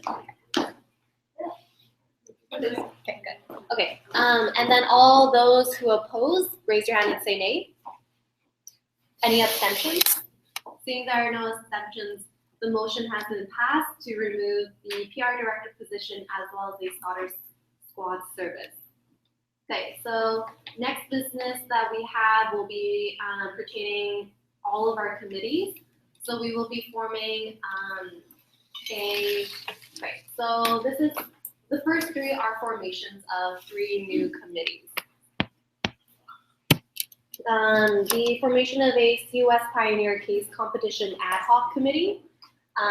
This is solely for the purpose because last year we had one individual, Justin, who took on this project by himself. He liaised with the Case Comp Club, CUS Case Comp Club, to do that. But when we looked at it, it's something that really like more people should be involved with, especially. And so the idea is to form this ad hoc committee. If we feel that it's necessary for future years to take on, you know, I'm even open to having it be an extraordinary committee that's not just simply for 1 year. So maybe it's up to you guys to decide whether you want to keep it as an ad hoc, how I presented it now, or change it as an extraordinary. So that's kind of how I saw it. Membership wise though, it will probably be up for discussion as well. So currently how I foresee it is 4 members of the board of directors and about 2 members of the executive council. To be honest, we probably don't need members of the executive council. We just need 4 members of the board of directors. So, what are your thoughts on that? I'm open to discussion for what you guys think. If we even need a CUS case comp committee or what? So, For information, are we still going to be working with the case competition club? Or would we or as a committee, we would run this case competition as like a separate entity? I think it's up for discussion. It's not necessarily something that you must need to do, but if you feel that there's added value in working with Case Comp Club, then see where they can help. Talk with Justin last year. I know that they helped a lot on the case section part. So actually putting that into, writing and making sure that, all the things are necessary in order to run the case competition, like logistics as well. Yes, Adrian? Who's the case comp club underneath again? Which portfolio? It's under the academic. So, Yes. yeah, let's just speak to that. Would it be more useful to work under a portfolio as a whole, rather than having a separate committee do the whole thing? Because if CCC and CUS is going to team up again, then, not only is CCC under academic as a whole, then academic portfolio would have some stake in that as well. Just in general, we didn't have this new thing happen, but if we were to take it a step further and have that committee happen, then we have capacity to take that on. Hold on, what's the point of the competition again? It's just for students to pitch new ideas to CUS, right? Pretty much. So then why doesn't we just let the case competition handle it and then just have the academic portfolio just lead it? What's the point of the committee? What would the committee serve? What would it do that the case competition couldn't handle themselves? Because, the point was there was a collaboration between CUS and CCC, so it wasn't strictly CCC. So if you just to them, then that's something for you another discussion, but. What I mean, we are collaborating with them if you're the one that'll be helping them. Okay. Because I'm trying to understand what the committee would do. Yeah.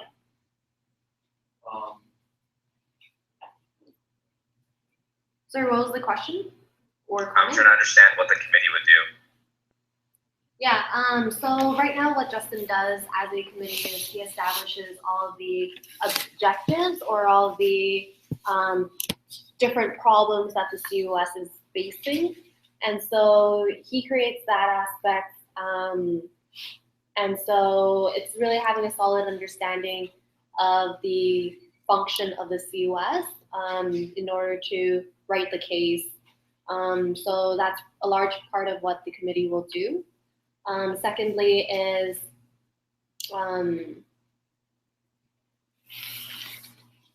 basically just the overall competition itself. So looking for judges or looking for executing a competition like this. I think it's interesting. I think it's a great idea to actually have case comp to get under. So that might be something that we can discuss with Case Comp Club if they're willing to take it on and how we can collaborate, because we still need to be able to work with them to establish, what we're looking for. So essentially, I guess if we were to give this to Case Comp Club and for them to run it, they need to have buy-in, and at the same time, we're now like a client, right? So I think it's a great idea if Case Comp Club is willing to do that. Okay. I had Satmil and then Namdar. Alright, so I was thinking, technical privilege to totally get on Slack to help you with speakers list. Yeah. Just tell everyone else to get on Slack and they'll help you with speakers list. Is everyone on Slack?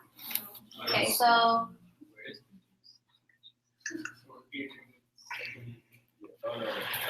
we're on board and exact. CBC, CUS, Slack.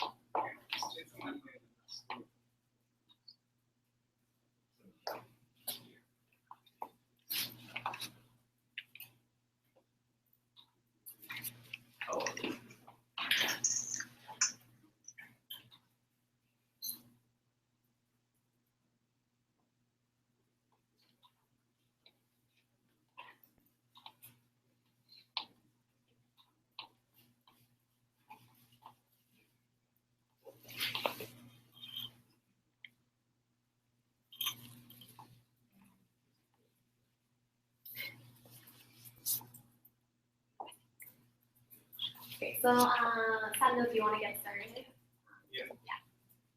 I was just wondering, like, is the format of the CUS competition going to be the same next year? Like, suggesting improvements for the CUS, because that was what happened this year. So it's going to be the same, then there's not really a point of the committee writing the CUS. So if it can be taken on the CUS. It will still be improvements. I don't know why you would not have, or why you would have a case competition if you're not looking to improve an organization. If there's any difference to the cases, it would be in terms of the different issues or problems. So I think that's, so Adrian? Yes. Satnil asked if there would be any like differences to the overall structure or case format. So if they're the same, then it will probably make sense for case comp to take it on. Okay. But yeah, that's where I see like variability in case questions. Okay. And Namdar? I personally think having a committee for this case competition is a good idea because first of all, it gives you the insider's perspective. I feel like having members from the CUS want to serve on that committee, which later on decides, what issues the case competition is going to be tackling. I think that's very beneficial because there's also a lot that we're able to see and we're able to understand that we can sort of bring to the table. And I think the committee can also do so much more. For example, they can, throughout the year, they can conduct surveys from students, find out really what students feel like, kind of like what we did at the beginning of the, at our retreat. They can do something along those lines and really find out the problems. I feel like there's a lot they can do to improve the case competition. There's a lot they can do to ensure that we get the most out of it. That's why I feel like it's a very good idea. I think we should go ahead with it. Next, KP? Okay, so I just sort of want to bring the topic back to maybe the situation at hand, why we create committees in the first place.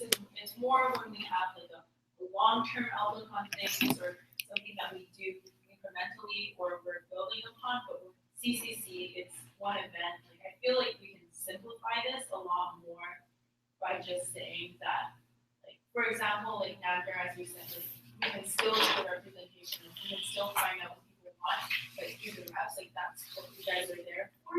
But then we could just simplify the process by saying, having Sam and I as the academic portfolio take this on and then liaise with CCC since that's our job, and then we can liaise with you since that, literally our job is to liaise as the CUS with CCC and to collaborate on this one-time event. I think shouldn't be a problem like that, and I just think it'd be a lot simpler. Those are just my thoughts.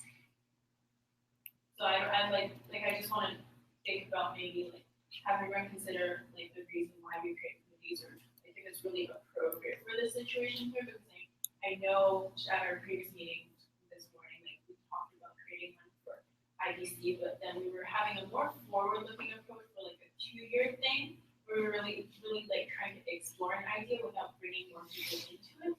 But in this case with CCC, like it's been done once already, and if we're thinking of another one-time event for this year, then I don't really think we need for it. Sounds good. Any other, Adrian? I also just want to make sure in terms of the goal of this committee that we make sure it's really clearly defined. Nander's point's pretty cool, I think, about they can do other things as well. But honestly, let's not go out of scope here. The point of the committee is to run this one-time case competition and have an understanding of what CUS does and where our faults are and write the case. If that is the scope of this committee, and like KP has said, KP and Sam, that's their job as well. They do that themselves because it's not that, I'm going to say it's not that difficult, but it's not something an entire committee should have to do. That's good. Nander?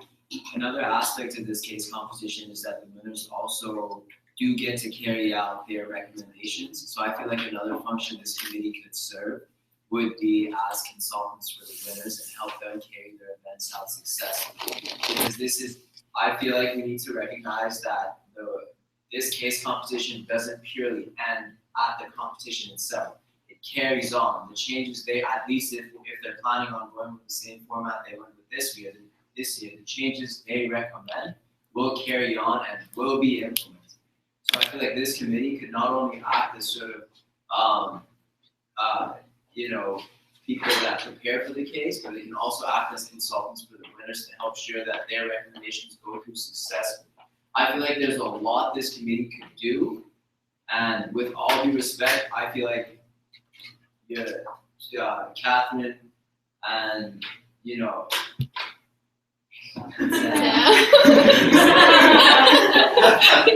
feel like Catherine and Sam, they're gonna have a lot on their plate, being as the AVP academic and the VP academic, that I feel like they wouldn't be able to take on all of what this committee could potentially provide. Am I unclear? Is what I'm saying making sense? Evan? Talk about what I understand about the from my perspective, my team, I have a very difficult time just navigating this US. There's the big organization and to implement a plan. So definitely if we're saying we're doing format, the team of ways we will need help with implementing the plan, and something that this committee can do to help them will be very good for the team. KP? Okay, so I clearly see that there's interest here for this committee, and I do believe that there's a point in maybe having some sort of CUS oversight explicitly for the support of making these initiatives successful after. In the meantime, I don't think leading up to the event maybe it's the most effective thing unless that's something that you personally think that you guys would be interested in being on a committee on, because I do acknowledge, having been a board member before, that it's about helping other people, but it's also a lot about learning yourself and getting that chance to learn about different things. And if you think that that'll add value to your experience here as well, I think that's something that we can explore and consider. And I think then maybe we could add just Sam and I would liaise between the community and CCC. That's a suggestion. It might convolute things a little bit, but I mean we can put it up for discussion, right? If the interest is there. I'm going to put Ryan and then Hilton.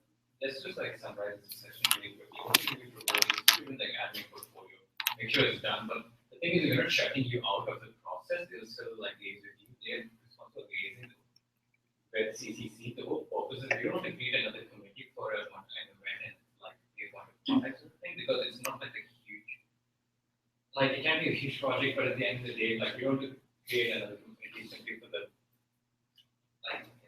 basically, instead of creating a formal committee for this purpose, you can still keep it informal in the way, but just formally, you can say within the academic portfolio, informally liaise with everyone in the CUS. So that's, I think, how it would stand, and that's how it would be. Hilton? I just want some clarification. So the winners of the case competition, it's expected to implement their idea immediately. This year specifically. The timeline that was suggested, I believe, was having this case competition in the first half of the year, so first semester, so that they have the opportunity to execute on their idea for the second semester. So that's kind of what I see us moving forward with or without CCP. I'm wondering if like the previous one can say it. Like ideally, like some of these ideas, like Evan's team, like they want to improve like the opportunities between the US and CUS with the engineering teams, and if there's like a new winner, right? Like where's the sustainability? So I'm wondering if like for that reason the committee could be helpful in that sense with like previous ideas. I'm not sure if like previous ideas just like disappear, like new ideas like overpower set something specific. I feel like another thing that we really need to take into consideration, yes, this is a one-time event. Oh, sorry. I think Adrian was next on the speaker's list. I'm sorry. Yeah, sorry. So I was just talking about sustainability here. Look, you have to keep in mind that we turn around once a year. Like, we're not a sustainable organization, and our turnovers are really bad. The only reason we turn over well anyways is because we're always close enough that last year's exec and last year's board have an easy enough transition. But with committees, that's never the case. Committees never transition over well. That happened last year when Will and I were chair and vice chair of budget committee. It's happened in years previously, just because committees do not properly transition, because there's just random people on the committees. Contacts get lost, people move on, and there's no real infrastructure around the whole transitioning regards to committees. So if we're talking about like sustainability, a committee that's supposed to pitch a one-time event and then take that idea and implement it, I just do not see it being feasible. Whereas if it was KP or Sam taking it on, and if the project is not done within like the year time span, it's easy enough for KP and Sam to transition over the next people than for entire committee to do it. Okay, Namdar? Just one last thing that I want to say really briefly. I don't want this discussion to go on for too long, but I feel like as far as the committee goes and what they're able to provide, I feel like we need to also recognize that this event, yes, although it is a one-time thing, the impact that it has and the precedent that it sets lasts a very long time. And that's why I feel like, once again, I'm advocating for the committee again, but that's why I feel like having a committee present or afterwards for consulting purposes and beforehand to really pinpoint the key issues, I feel like that would bring a lot of benefits. That again is just my personal stance. I feel like a committee would be alone. Okay. So if there are no other people who want to contribute to the discussion, I think we've heard a lot of the different sides for and against having a committee. So we'll take a vote now and determine whether or not we will pass an ad hoc committee for CUS case competition. So do I have a mover to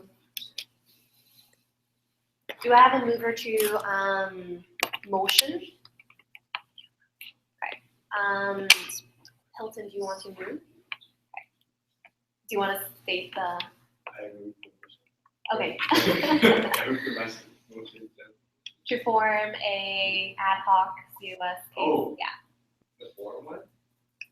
Pardon? No, you just Yeah. Okay. Namdar, do you want to? I second. Okay. Okay. How about okay, motion to form the CUS case competition ad hoc committee. Seconded by Namdar.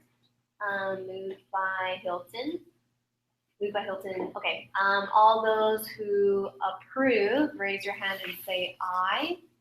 This is for the board of directors only.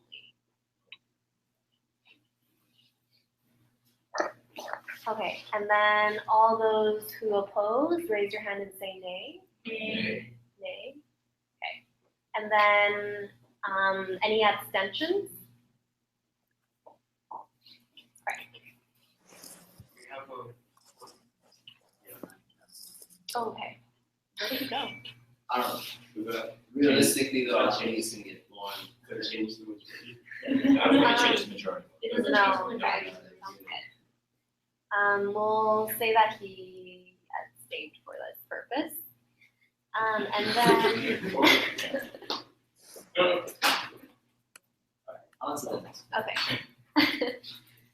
So seeing that the motion has failed, we will not adopt the formation of a CUS Pioneer Case Competition Ad Hoc Committee. Instead, what we will do from the likes of what's been suggested by the committee here, or the board of directors and executive council, will most likely have it fall under the CUS Case Competition Club. So Sam, what you will need to do is pitch this idea to them, get back to us whether or not they will want to take it on fully themselves. And then if they are okay with it, how it will work is the board of directors will be liaising with Sam or the CUS Case Competition themselves when it's time to write the case, or the executive council for that matter. Yeah, so I just keep talking to them because I think they have their own opinions about like how that whole event ran last year because of the collaboration. So again, if they want to do it by themselves, then there needs to be some more steps across there as well. So yeah. But I'm just saying in terms of when it really comes down to the case, we're the client, right? It's kind of like any case competition. You have a client and you have the case competition team liaising with them. Because, yeah, so we'll be the ones making sure that our case is written up. And if you're interested, then Sam, I'm going to put you as like the main contact. And then you guys can reach out to Sam if you're interested. And in terms of the support for the case competition winners, I think that that's something that we all really need to work on because it was the first year that we did it last year. I think there definitely could have been a lot more support for the winners. They would have appreciated a lot more as well. What we can do probably is revisit the idea when the winners have been selected.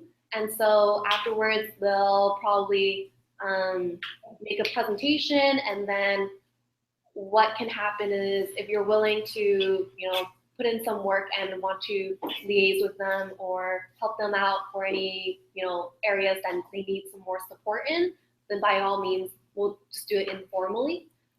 Anyone who's interested, go ahead and do that because I think it's very important for the CUS to get involved with projects like this because we have a greater understanding rather than someone else just simply doing a case for like a day or two, right? Or a week.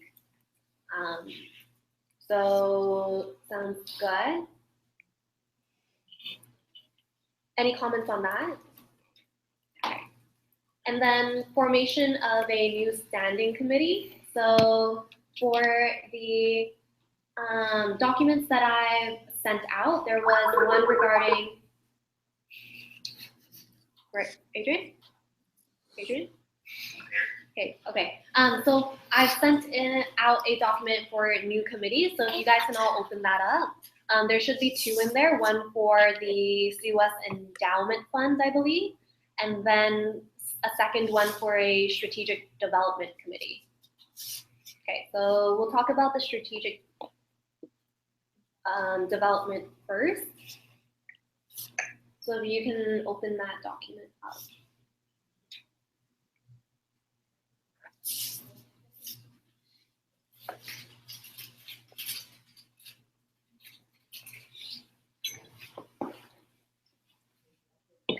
So page 2.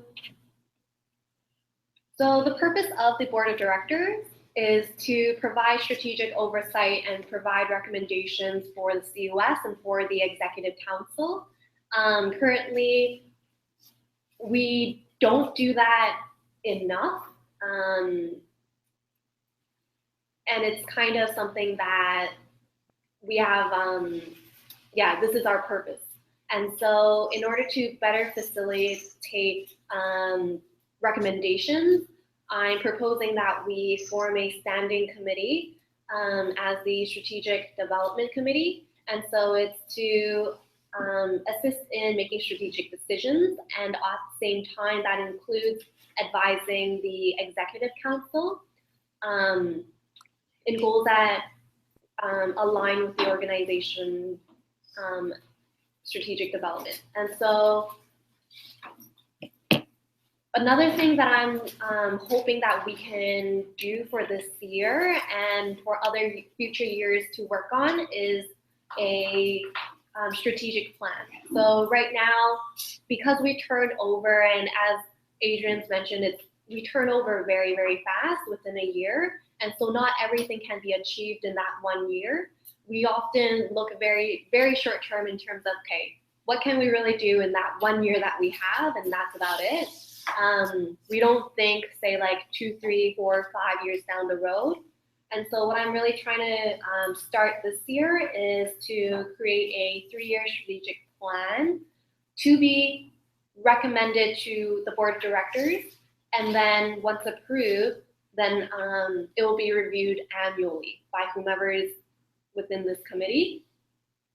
And so a lot of different things that they'll be able to work on, really not limited to, but in terms of what type of projects, what type of conferences or needs, or like financial even. So this committee can touch on a lot of different areas regarding the CUS. It's really, where do we want to really focus our resources and future resources on. We only have so much money every single year. Some of it is accumulated, maybe working closer with the endowment fund committee as well, so that alignment is there. But yeah, really making recommendations, for example, external stakeholders, relationships as well. And making sure that the different projects that we have set are sustainable. We don't want this to be just a yearly thing. We want to make sure, for example, if we implement, for example, last year a CUS case competition, we don't want it to just fall through the cracks the next year.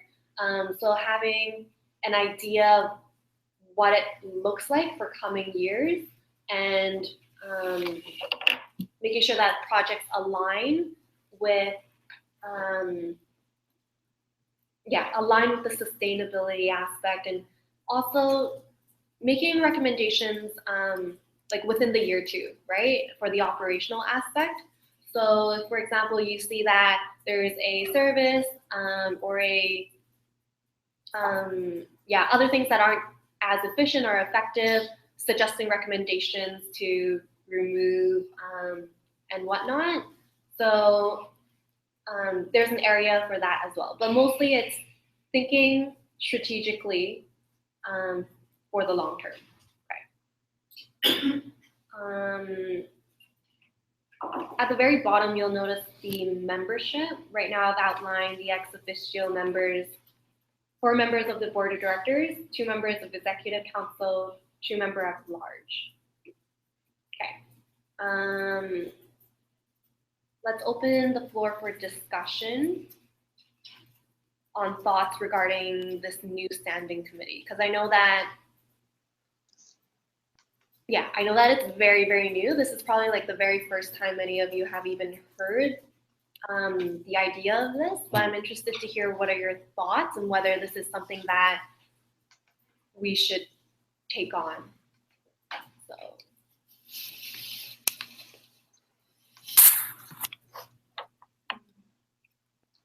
Daphne and then Ryan. Yeah, I think it's great that we have a strategic committee, because I know one of your problems is that sustainability and the fact that as like the whole board we should be making decisions that we forward.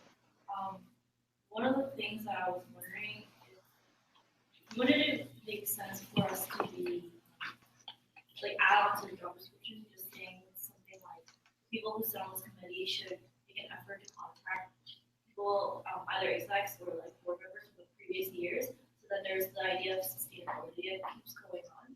Because if it's just like a bunch of new people board directors each year, moving forward, then there's no sustainability either, right? Yes, I think that can be, I don't, I think that's interesting. I think it definitely is something that you can recommend. So maybe this is something like of a recommendation that you would make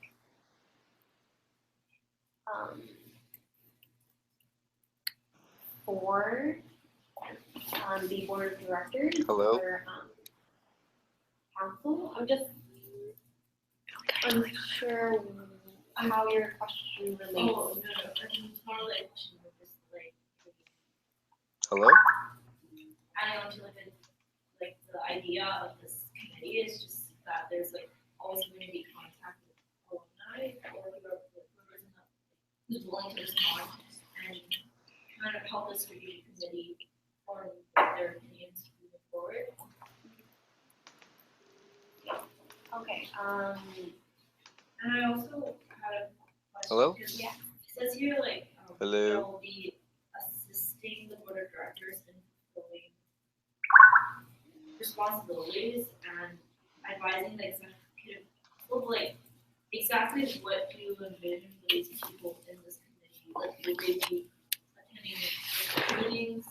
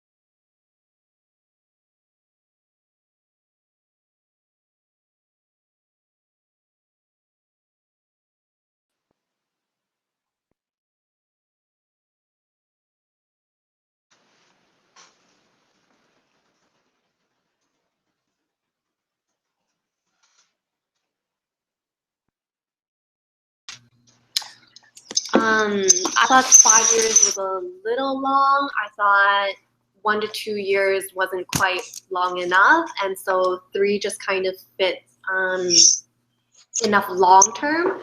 And then for other people to review it after 3 years if they really need to have a completely different approach. I think 3 years is a good time frame. I mean, it's still up for discussion if you guys feel like it needs to be shorter or longer. Can you hear me? Yeah. Oh, okay. Never mind. So. Who is that? Okay. I was like, and so, yeah, this is all very, very new, but this is what I'm proposing. It's very up for discussion, is what I'm trying to say. Right? Taryn and then Ryan. Taryn, Matt, and then Ryan. And then Allison. I'm just kind of wondering why we have to have like a separate committee to do this, because I kind of thought that this was the goal of like junior reps to like hear from the students what they want to see, like what kind of changes they want to see. So in that sense, I kind of feel like this committee is almost taking away from the role of the year reps in some sort of way. So like, is there a higher kind of purpose for this committee? Like, do we have this like outside degree that presents to the board of directors, or like how is that going to fit with the year reps? Because I've heard before that like the year reps, like that's basically what they're there to do already, is find out what strategies to like implement, what kind of things like the students want to see in the CUS. So that's just kind of unclear Sure. I can speak on that. And so, yes, this is absolutely your job description. There's no saying that you're only limited to making these strategic decisions if you're on the committee. I think everyone's entitled to do so. But at the same time, this is a committee that assists the board of directors because ultimately their recommendations will also, it's kind of to make sure that there's actually recommendations or like there's actually a strategy, because in the past, there's not been a lot of any of that, if any. So this is more so to facilitate what you're supposed to do. And by all means, if you want to, these committees are open to the public, right? So any committee, they're open to the public. But if you wish to sit on regardless, you just won't have any voting privileges or things like that, but you can still have a say or work with. So that's what I have to say regarding that. It's not limited. We have Matt, Ryan. Okay, Matt and Ryan. I'm just interested to see like how this strategic committee relates to like the president's role, because it seems like, you know, like from what I understand, like, the president does a lot of like these interactions with stakeholders, and it almost seems like there might be potential to like have maybe contradictory inputs from like the president who also sits on the board and the strategic committee. So maybe like how would like responsibility work in that scenario? Like would it be the president who kind of like to the committees, or is it to the strategic committee, or is it like the other way around? So the president would still sit on this committee. They wouldn't chair the committee. And it's for the sake that it's overall so it's meant so that this committee makes the recommendations, but at the same time, it will once again be first approved for any decisions by the board of directors, so that the president doesn't necessarily have the absolute final say, but they do have a say because they're a committee member. I think it's important to hear both sides, but at the same time, this is our organization. As much as the president should be leading it, it should be also giving the opportunity for all of us to contribute, and it's a majority, right? So all for democracy here, but that's kind of how I saw it. And we have Ryan Ouster, staff KP.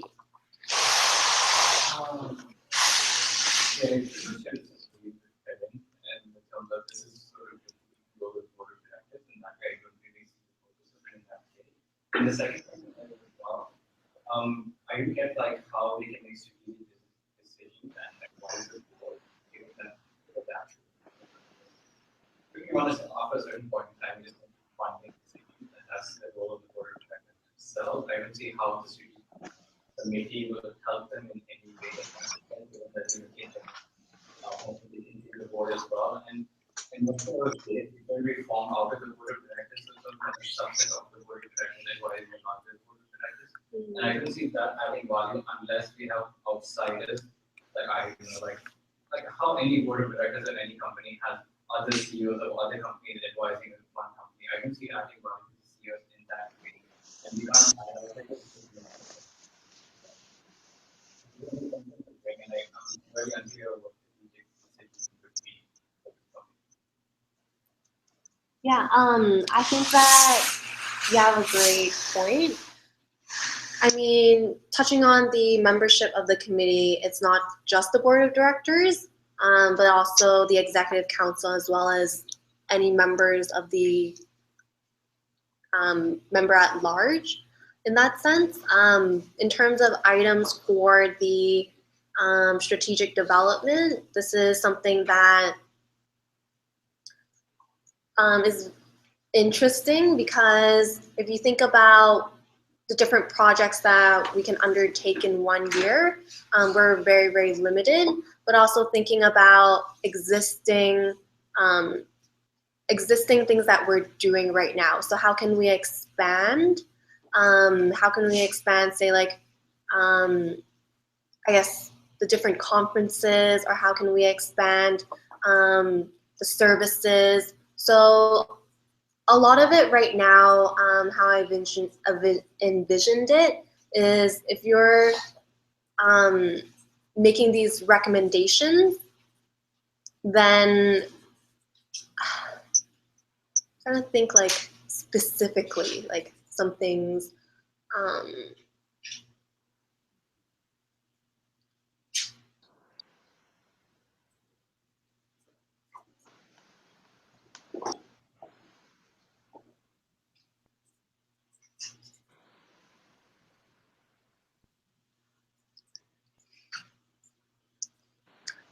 Okay. Maybe going back to, say, for example, external stakeholders. The strategic committee can take a look at what's being currently done. I think it's honestly like thinking about what's currently being done, and then thinking about how we can improve on the current operations and processes. I think that it's very narrow-minded for some of us right now, just going into a position and then doing it for, you learn your position within, maybe like it takes you quite a while to get into the position. By the time you're like in the position, that's like half the year already gone, or like 3/4. And then by that time, you don't really know, how to implement this new thing that you want to make actionable change. So I think it's more so this committee is formed so that they take a look at the different processes, work with different people, understand and put into notes of where they can improve for future years or future services or roles, projects, conferences. I think it's a very unique committee in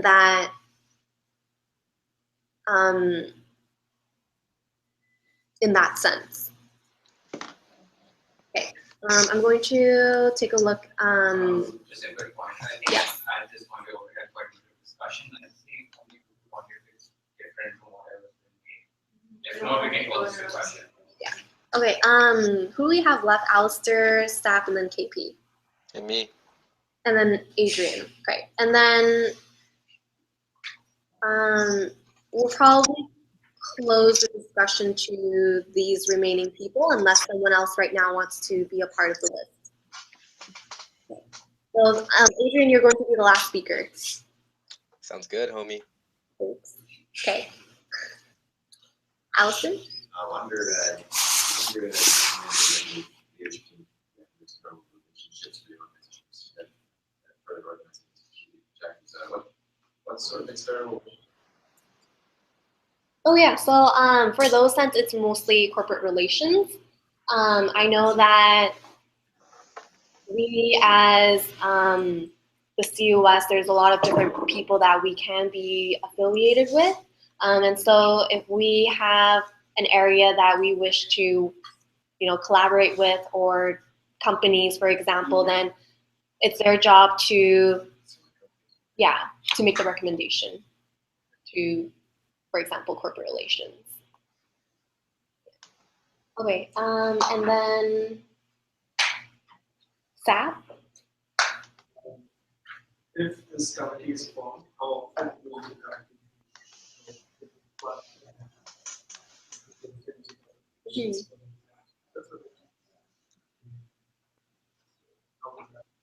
Yeah, so how it would work is that because it's a standing committee, they're required to meet once every 2 months at a very bare minimum. And so that being said, after they meet, after they've established hopefully the 3-year strategic plan, then every subsequent year, it's their job to review, but at least they have an understanding of what's already been set in place, but they can still make changes and review and bring that up to discussion to the board of directors. Okay, and then KP and then Adrian. Okay, so I think that looking into the future is obviously really important. Want to sustain the work that we do this year. Obviously, it's really important that our work carries on into the future and that we continue having an impact after we leave. But that being said, that's our objective. But I just sort of really want to call to like, I sort of really just want to like put this out there, food for thought. Like, are there other ways that we can accomplish that or be more sustainable about our future in the CUS without maybe turning it into a committee? Like, I know we had a lot of discussions about making sure that even though we have these discussions now, like what's really the end product that we're going to get out of this committee? Or like as Taryn mentioned before, like it's very similar to the role of the BOD and the role of the accessory accounting. Like that's a conversation that we can already have here, like some suggestions, enforcing more structure, maybe like adding an agenda item on the meeting for board, or on the agenda for like board meetings, or like doing something here and there. I'm just like trying to open up the discussion that like there are other ways to accomplish things, and like let's like if you're ever gonna create something in an organization, you want to make it more efficient. If anything, like never duplicate, never be redundant. Like if anything, always maybe like when you think of adding something to an organization, like always think about what it is that you're making easier and not harder, or like if you can expedite like a layer of bureaucracy, then do it, right? Because it's a lot easier and simpler for now and in the future as well. And also like, there's quite a few points, but looking into the future as well. Like we put these things together. Who's to say that like people a year from now or 2 years from now, like will like do the things that we're putting out for them right now, right? Like how do we like respect the visions of those that come after us, but also like I think we sort of need to view this on a more multilateral level where we don't necessarily have the right to extrapolate the needs of students that come after us because we don't know what that is. We know what people want now, and we should focus on that and maybe keep the future in mind and like keep what we're doing and how we can take it into the future in mind. But we do have 100% turnover every year, right? So I think this is just food for thought. Like let's really make you think about like if we really this is the way that we need to do it. I'm saying that this is something that we should really do, but is it really the right way? Personally, for me, I think like if I like being an incoming and also having been going to think that like the best thing we can do to prepare people in the future is to like provide as much information and like insight and guidance and support as we can so that they're put in a place where they can develop their own ideas of how they want to take what we take forward as well, right? I think it's a conversation for later, but yeah, that's just what I wanted to say because I felt like we were going a lot of circles. Thank you, and Adrian. Right, so I think the committee would be a good idea if it has a very clear deliverable at the end of the year that is different than what the board of directors has to do. If that is the case, then I'm in full support of this committee because thinking long term is something the CUS is very poor at. And I honestly believe that if the committee has a really clear objective, and end of the year is like, hey, give us a 3-year timeline of what the CUS should do, and that's different what the board of directors has to do, then that's perfect. But if the board of directors is supposed to do that, then maybe it'd be better if the committee is just like all board members are de facto members, and we just elect the chair for the committee or something, or Jen leads it, and you just the board of directors works on making a 3-year plan instead of having a specific committee around it. This last food for thought items. I'm going to say something as well. I think that it's very important for us to have a committee established to think long term. Other people mentioned for and against, but I feel that despite having similar crossover between what you're doing now, the committee in itself will allow for the conversation that doesn't necessarily need to be taking place here at board meetings. here at board meetings, we make it all inclusive of the executive council, all of our open members, and then all of you guys, right? So if we have a committee who's, formed all of these different decisions or recommendations, we can easily have filtered through them before presenting it for you guys all to make the final decision, right?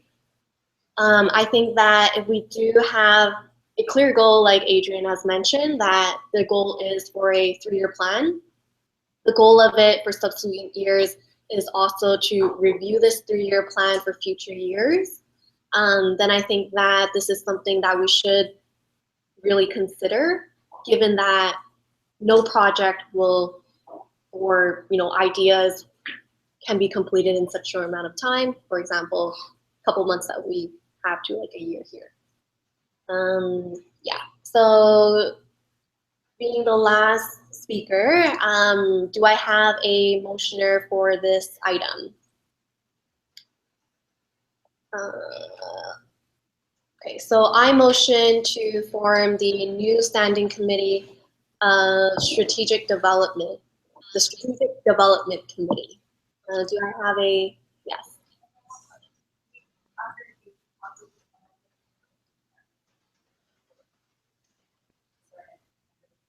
Okay, so we can say the tangible deliverable is the 3-year plan, with every year being reviewed and then making, so at the same time, it should be a 3-year plan, but at the same time, it should be within the year as well, if that makes sense.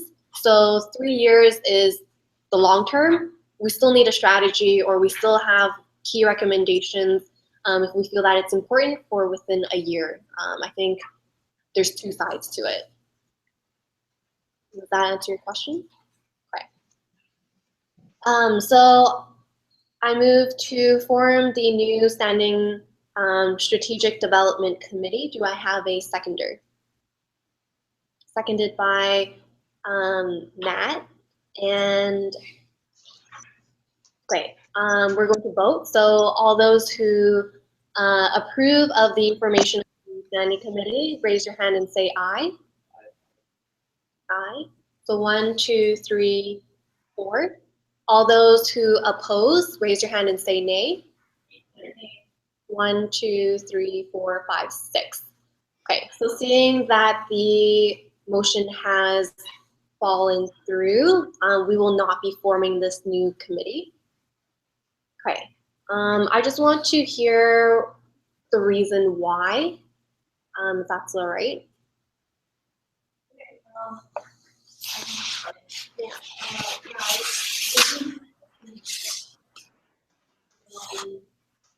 And I feel that it kind of almost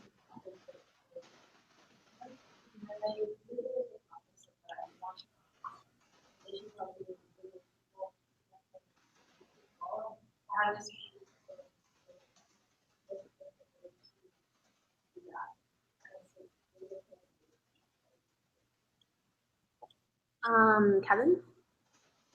I just think that another alternative to this would be, I'm not sure how official this is or if it's implementary, but like at the end of the term, since you want to think long term, having turnover reports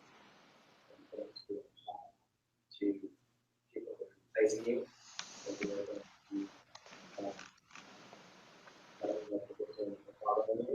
and so just going on things that went well, things that didn't, and the projects that they would like to have pursued, but didn't have a chance to. So maybe in like an actual report that they can hand off, and so the following people can see that and continue to make progress in what they. I think there's another way that you can do what you want to do, which is achieve that opportunity and have that plan.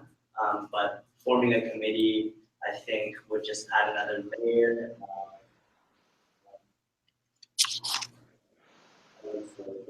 Another step that was not.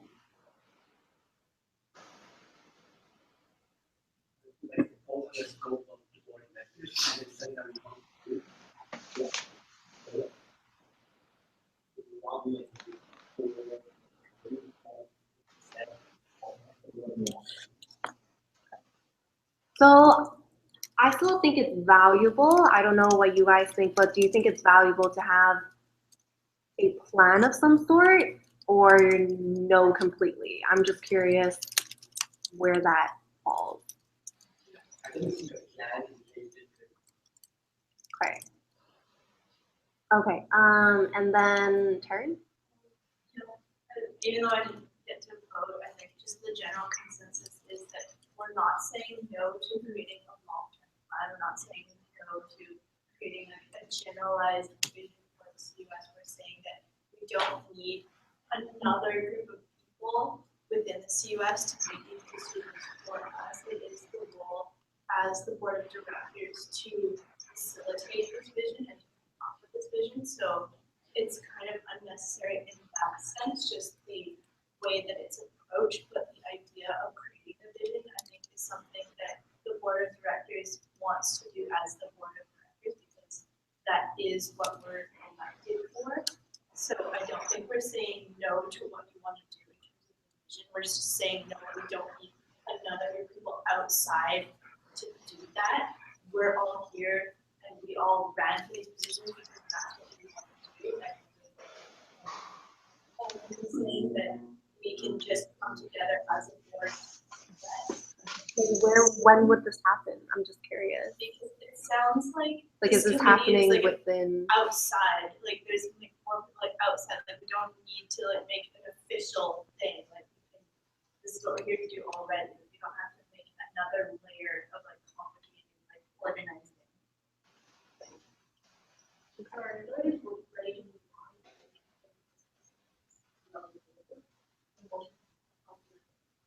I think a discussion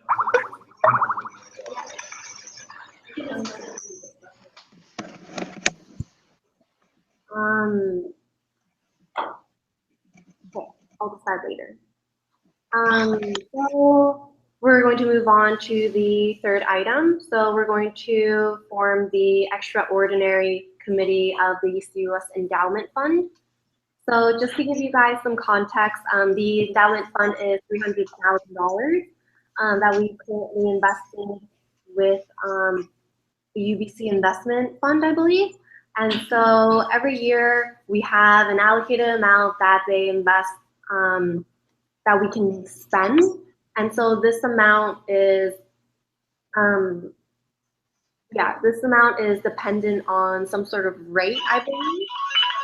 And so this endowment fund will be making recommendations to the who is it? The decisions on the use of the funds will be made by the graduate program. So I'm assuming that is the dean. And then if they choose not to approve the recommendations, then the committee will form another recommendation. And if there is any issues with the second recommendation, then it will be passed on to the VP of students, University Vice President of Students. So this endowment fund is something that, this endowment fund committee is something that is stated in our agreement when we established this fund. So it's just been not formed yet. And so what it really looks like is you make recommendations on how to best spend this money. And also in terms of if we ever need to encroach on the fund and use more than what's allocated each year, then this is the opportunity for the committee to make the recommendation to do so. Again, we don't have the final say in the decision. It's up to the dean or it's up to the university vice president of students. Okay, so what I've done is propose the membership. So the membership is the ex officio members, the four members of the board of directors, 2 members of the executive, as well as 2 members of large, and then chairperson, vice chair to be elected. Right. So any thoughts, discussion? Yes, no, Ryan? I think will always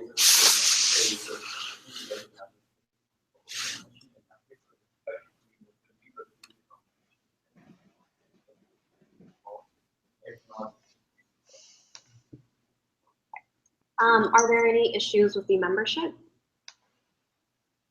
Hey. Hilton.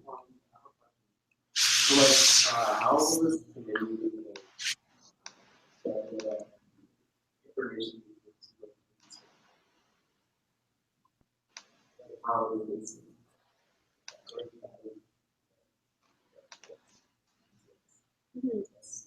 So that's up for the committee to decide the scope of where they choose to best allocate this. What they can also do is, again, perhaps make the recommendations, but present the recommendations to the board of directors in terms of how to best spend the money. Talks have been, for example, the commerce student space that is essentially in a building similar to what the arts or science students have for LADA, but more specifically because the student space is something that takes years and years to develop. We need a lot of funding for it, and this is potentially a project that the endowment fund can look into and supporting for the future. So I think that's really interesting. Other areas is really, yeah, like the scope of it is up to the committee to decide how to best spend all of this money. Ryan. Just to be clear, I think there was a community talk in the endowment, but I think it's all No. community talk. Unless you encroach it. Exactly what there's a certain amount of data that we want, and every year that amount of money that we get, it's more or less just like how we allocate that in the year. It's not like the endowment committee will get it like raw. Yeah. Pretty cool. So just to get it here. We want this fund to be in place for years to come. But at the same time, if you're looking to spend more than what's in the interest or what's accumulated in that interest for the year, you can encroach the fund. And the final say is through, I believe, the president. So not myself, but like I believe it's either the UBC president or some sort of president saying that they allow you to do that for the investment.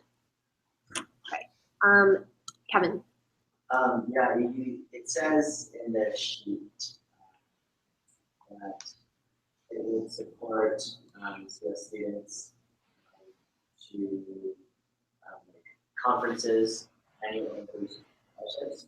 So I know that we already have a lot of conferences and annual inclusion scholarships, and there is a scholarship program in place right now. So I'm wondering what the system is now and what this is changing. I'm not even sure about that. Okay. Because I know that, for example, there were a lot of scholarships that CUS students could apply to this. I'm wondering where those funds came from and if this would be any different. We don't have any scholarships set by the CUS. No, No. Oh, is it all just like from other third party? Yeah. So I think that's really interesting to have. A lot of it, you have to remember that the reason why we have an endowment fund is because of accumulated surplus over various numbers of years. And so we all want to make sure that we don't want to lose all the interest to the AMS in like their bank account, which is why we set this one up so that we're better off accumulating it ourselves so that we can put it back into our students in future years.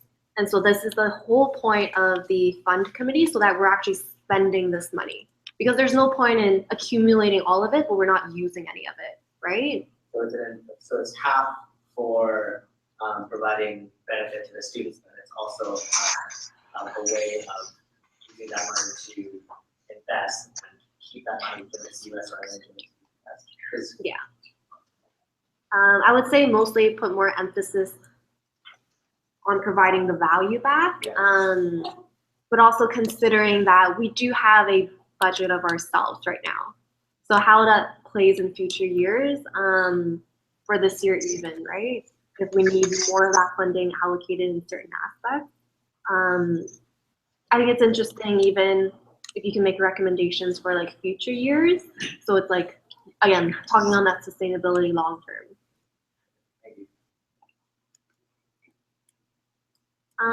SAP, and then anyone else to the speakers list? Otherwise, I'm going to close it. Okay, so KP? Okay, so SAP and then KP will be last. I was just want to clarify the procedures. So the endowment committee makes recommendations to the director. Suppose the then they presented to the director of the undergraduate program.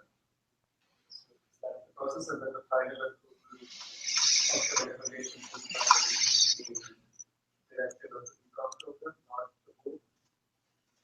Yes, the final decision is the dean, I believe, or whoever is the director of our undergraduate program. And then, yes. And then if that doesn't happen, then yeah, the vice president of students. I was just curious to know, like, since the endowment fund clarifies how the student is paid by the students for the CUS. It's like they paid the $250.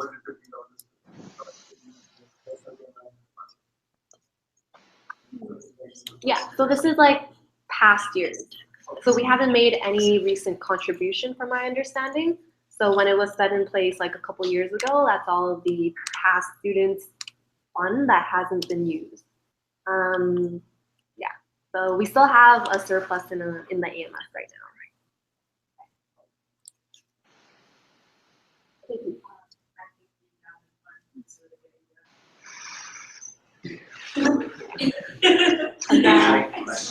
Yeah. So then the contributions to the AMS endowment fund would stop happening and that would go to this one. And there's an AMS endowment fund, right? That our money goes to. So what would happen to that? It's a bank account. Yeah, so our money Yeah. just comes in the AMS, of which we don't earn interest from. Okay. Which is like why this was like a good idea for the US, because then we earn interest, of which that interest. All the money that we originally hold in the AMS bank is still kind of be there, but it's just a separate thing. Not all of it per se, just the endowment funds, because the whole budget's like $3 million or whatever we receive. Yeah. So of that, like that's held by the AMS, but like the surplus that exists right now would go into this endowment fund, which yeah, we would actually earn interest on, because when it's in the AMS fund. And it would be a surplus of a certain amount after a surplus of one. Well, like, I'm sorry, like there's a surplus right now, so there's both, like, I don't have the actuals yet, there's like, budgeted to be like $1,300,000 of like surplus, so it'd be like that sort of money that would like be held in the endowment fund sort of thing. That would earn the interest, and then whatever revenues we get from like student fees and whatnot this year are held by the AMS, so any revenues we have. Yeah, I'm aware, like, I'm just confused after I'm asking you these questions. So a surplus from what? Like, so we have a baseline of whatever's left is that surplus, right? So the surplus from. Well, the surplus is just from previous years where we haven't spent money. Okay, so like, okay, yeah, that's yeah. Okay. Sounds good.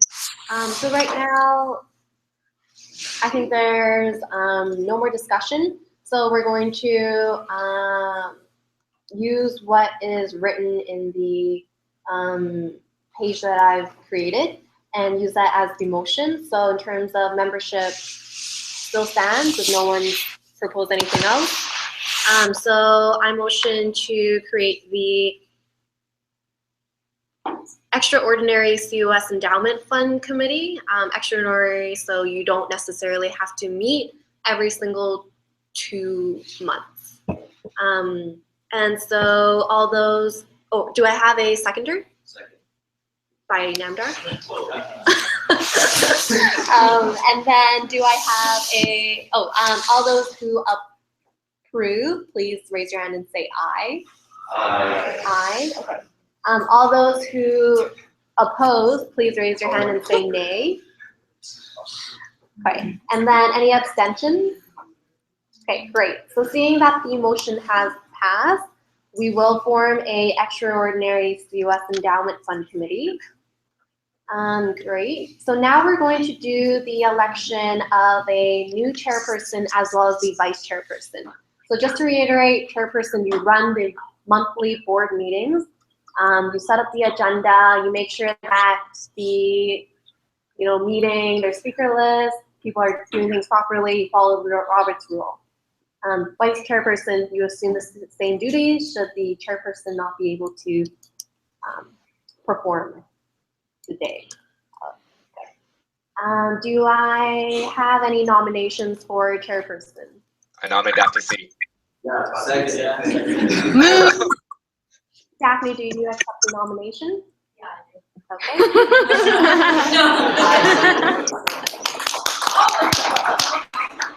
Does anyone else want to nominate anyone else for themselves? Vote for me. Vote for me. Yeah. Okay, so seeing that, yeah, Daphne will be our new chairperson. Yay.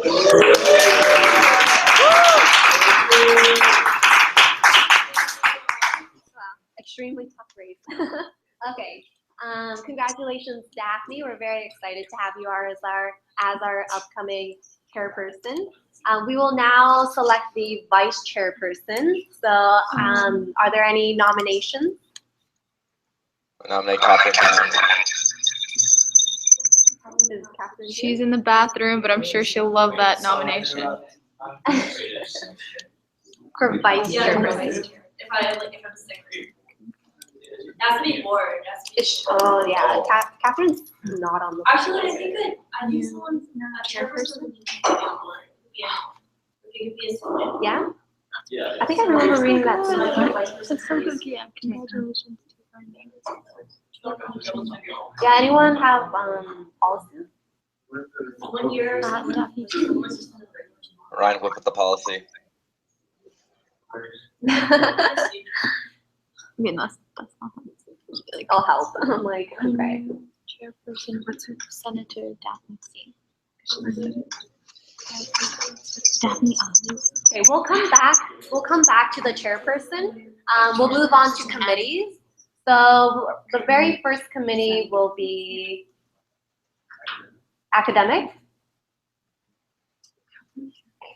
And so let's just. Okay. What are we doing about recording the meeting right now? Is it just live? It hasn't been Is it just this one? Yeah. Okay, that's fine. Yeah, that's fine. You can do the minutes off there.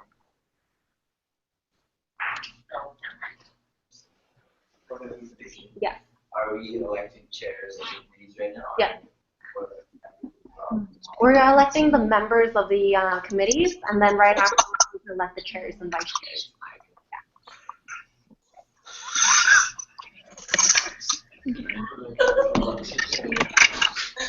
You guys, let's see Fred's face.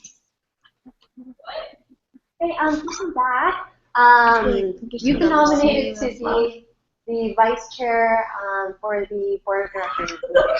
Do you accept your nomination, Katie? Yes. Okay, great. So, congratulations. What is she saying? She's the vice chair of for Of you. But that's still on the Twitter. Can you not? You look like a hobo. No, he's What? She's not on the board. Wait, are we talking about policy? If you look in code, a board member can nominate. Okay, snap. It's going to the code.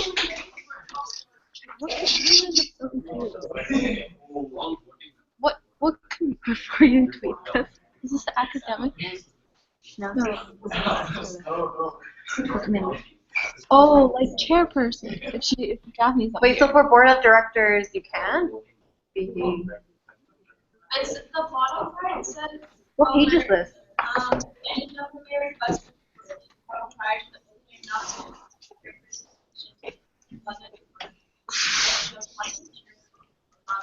General membership in the society.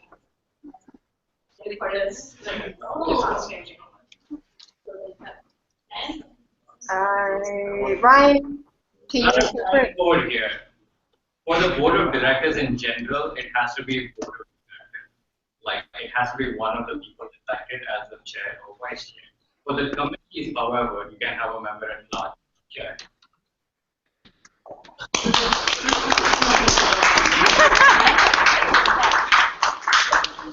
Go. Great. Thank you so much, Ryan. Okay. Apologies, Catherine. Is it not? Daphne, Yes, sorry. is there any defense or? I don't mind knowledge of this year, like, as the chairperson of the board of directors.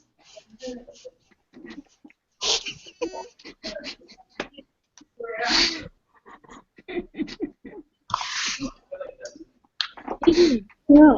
Oh my God, it's Fred. Oh man. Fred. Fred, can you speak on this?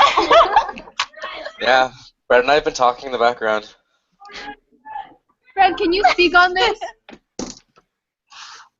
Ask the question, guys. Ask Fred. Wait, So Fred's Fred, muted. Is Fred here? Fred, can you hear us? Yes, he can hear you guys. He's in the chat right now with me. Oh. Hey, Fred. It's a live stream.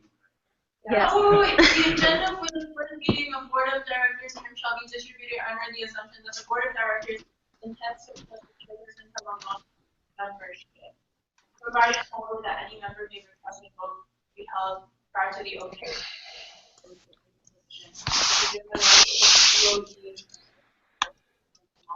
The general membership. Working. I'm pretty sure for it has from one not to the board or we're students. But I think it's not possible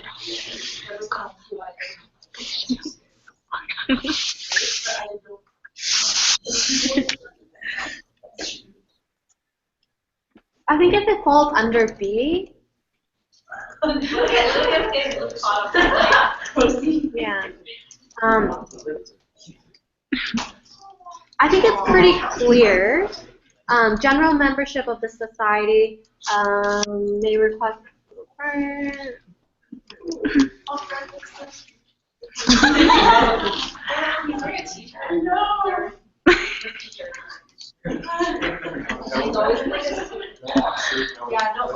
Okay, can we do a motion? This is how it works. If we're going to appoint someone from amongst the general membership of the society? A nomination? Okay. Which we already did, and we already accepted. Okay, so everything's fine then. Everything's fine.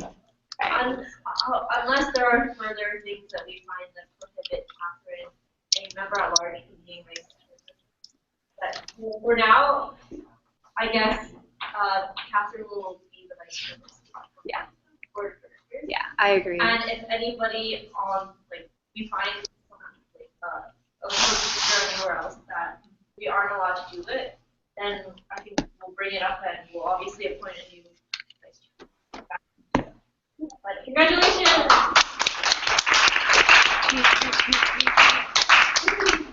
Awesome. Okay, so moving on to committees, we're going to do academic.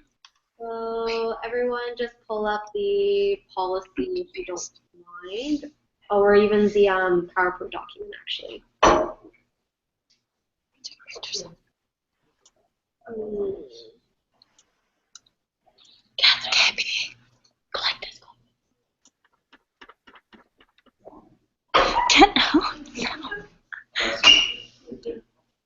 Great, so we need 2 second-year reps or 2 second-year students elected by board of directors.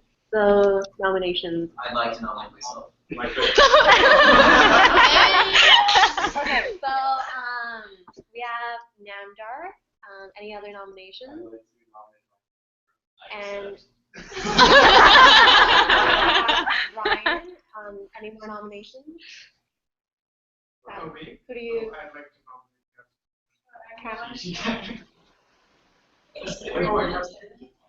Wait, who are you nominating, Zap? Oh, yeah. Or this is Vice President. Accept? Okay, and then any more nominations? Yeah. Okay, so Ryan? No, vice chairperson. Reject nomination. By the way, it would be a good idea for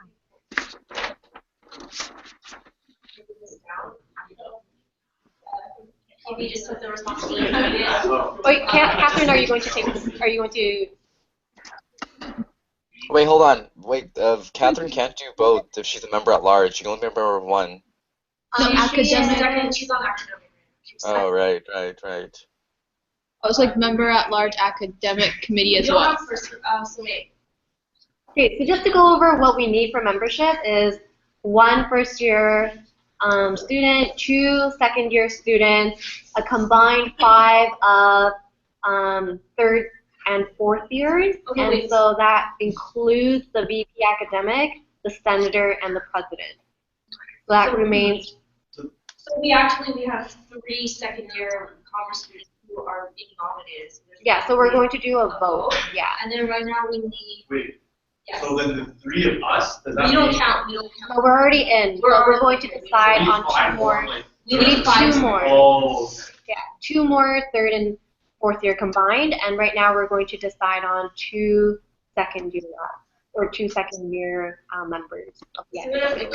Let's do the nominations. So right now, unless there are any other further nominations, we're going to have Namdar, Ryan, and Catherine to present a 1 to 2 minute speech on why they would be the best fit for the academic committee. So first, Ryan and Namdar.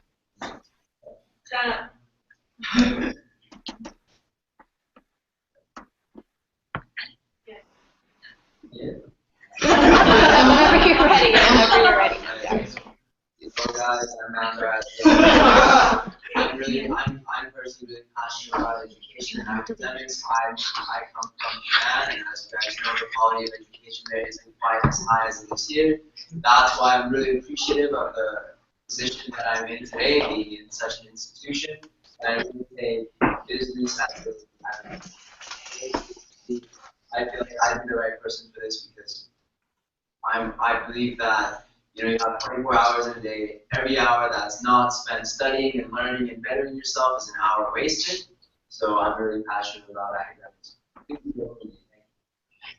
Wow, that's great. Brian. Hi, my name's Ryan. I'm also the intern with Namdar. Why academic committee? Well, Namdar really showed his passion for it. I really kind of want to express mine too. As a member, I really just want to get out there and really help represent not only us, but all students in general. Because academics, that's the reason why we're all here. That's the reason why we came to be here, just to focus on our academics. So any way I can help improve that, the best I can do. That's great.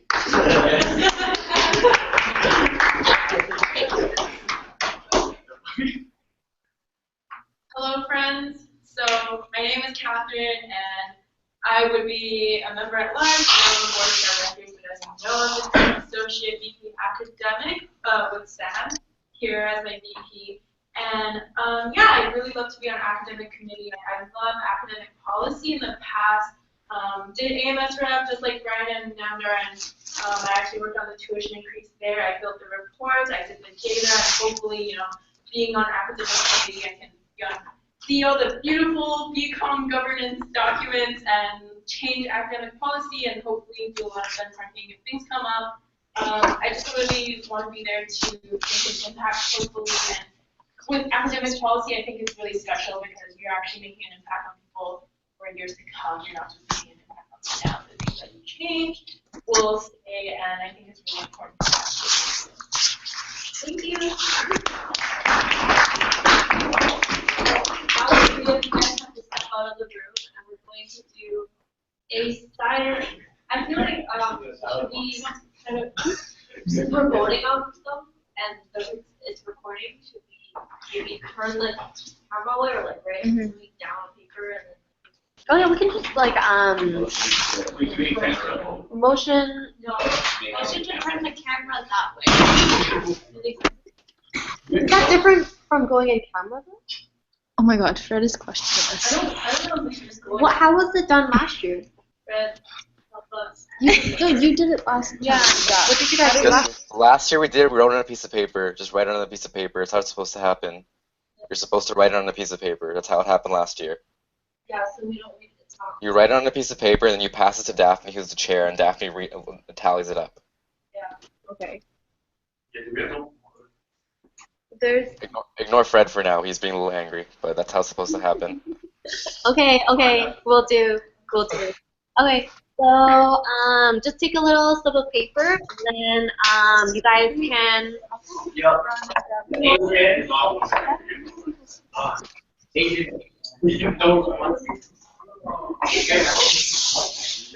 It's only board that votes. Remember, only board members vote. Do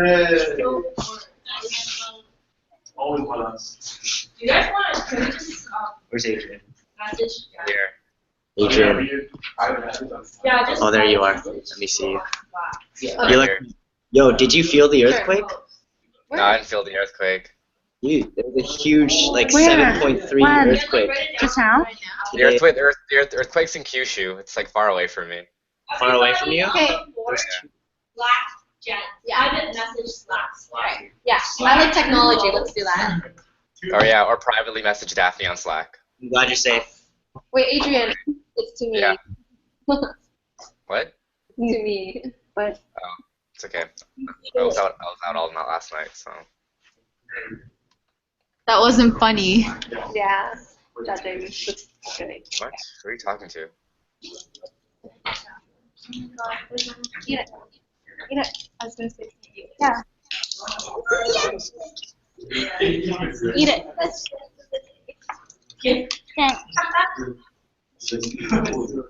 Oh my god, you on the beach? What? I would come for No. Pineapple. Why the new pineapple? I'm so like.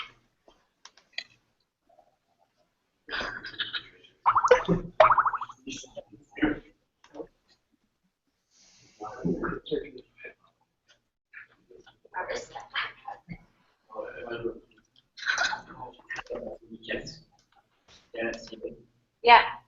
Private messaging is bad.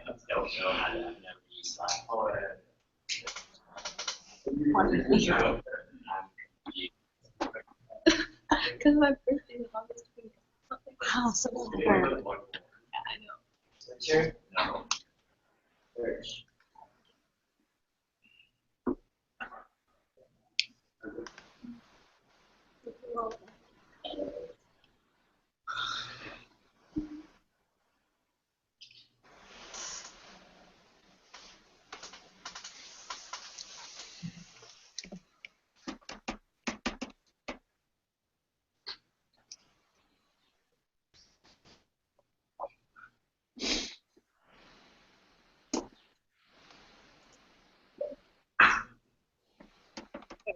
So I have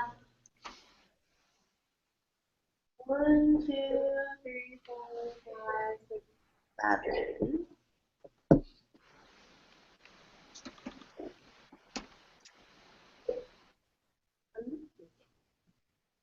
Oh, Kevin, I'm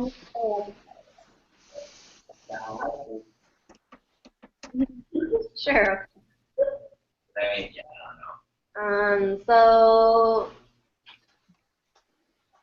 the winners are Winners. I feel like they should come back in. I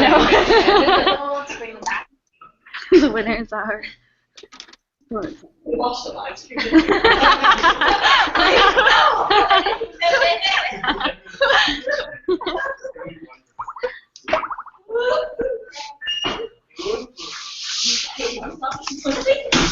Wait, don't put it on me. Oh, sorry.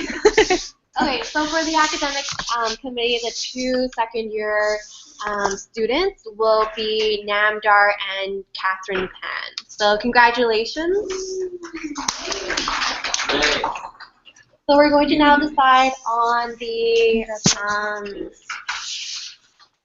2 remaining people for 3rd year and 4th year combined. So are there any nominations aside from Sam, Daphne, myself? We're deciding on nominations for 3rd and 4th, yeah. For 3rd and 4th years. Matt? Satnil? Satnil, do you accept your nomination? This is for the academic committee, in case you forgot. Yes? Yeah. Okay, great. Hilton? Okay, Matt? Okay, Matt, do you accept or Just decline. decline? Okay. Unfortunately, members at large cannot nominate. Namdar? I'd like to nominate Allison. Alistair, do you accept your nomination? He's 4th year. 3rd and 4th combined. Do you accept your nominations for academic committee? Declined, okay. Did Kevin nominate? I nominate you. Amy, do you accept your nomination? No. I do. I will. Okay, sounds good. Just do it. I will. I nominate Ryan.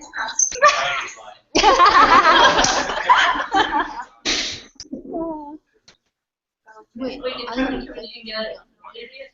I'm only allowed to. Good job. Let's carry on with the meeting, please. So it's up to you for any standing. Only one. This is so cute. This is so cute. Like, there's more than enough stuff here. Like, there's no one and there's no one. I don't count. 3, 2, I'm not. so the So Amy Matthew, has made a new. I nominate Matthew. You decline. Oh, no, no, there's 2 Matthews. So if I decline, Matt can do it. I'm looking at it. I wasn't Okay, so Amy, do you want to say whether you decline or I'll accept? decline. Okay. What? Yeah, I'll decline. Because I can only do one. Okay, so People underestimate. It was a really cool day. There's so much free food. okay, I Matt wants to nominate do it. Matt to be on the academic committee. Do you accept or decline? I accept.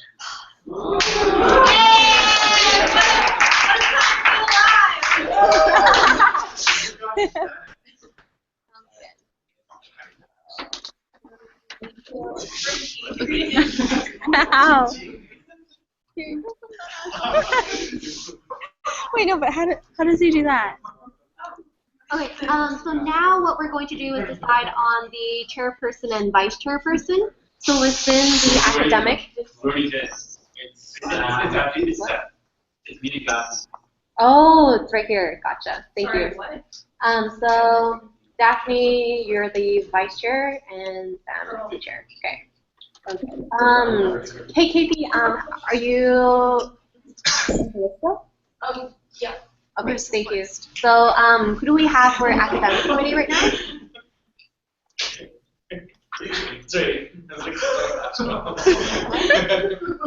Everyone his laugh. We No. have Casey, Namdar, Matthew Anderson.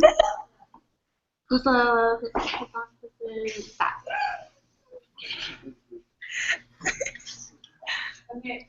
And then, Oh my gosh.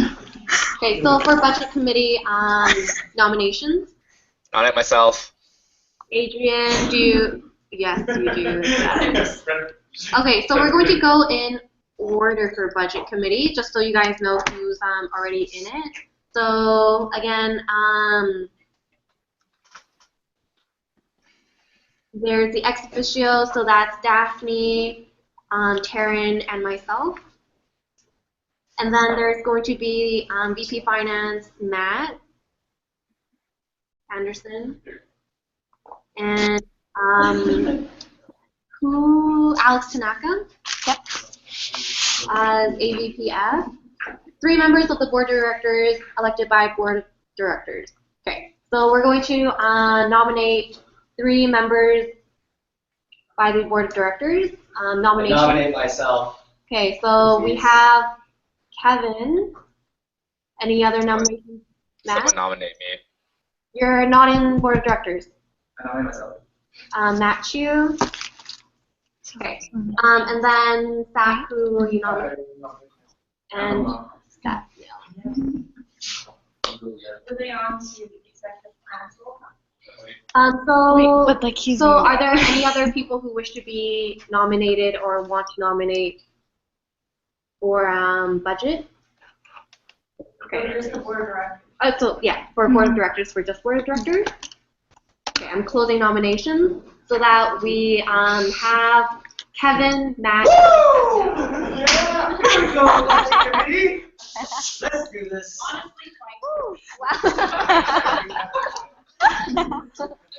That was like a 360 response from your academic activity. All right, so we're going to move on with the executive council. So 2 members of the executive council. Back at it again, Shiv. For budget committee, Shiv, do you accept your nomination for budget committee? Okay, so we have Shiv. Adrian, you nominated yourself, correct? Si, senor. So Adrian, I nominate Amy to be on the budget committee. Do you accept? I do. Okay, Amy.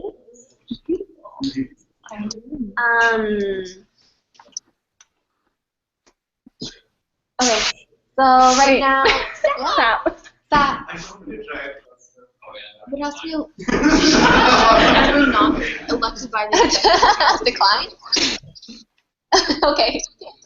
Okay, so for the executive council, the vote will only be by the executive council. So should Adrian, Amy just make a 1 to 2 minute speech on why you want to be a part of the budget committee, and then the only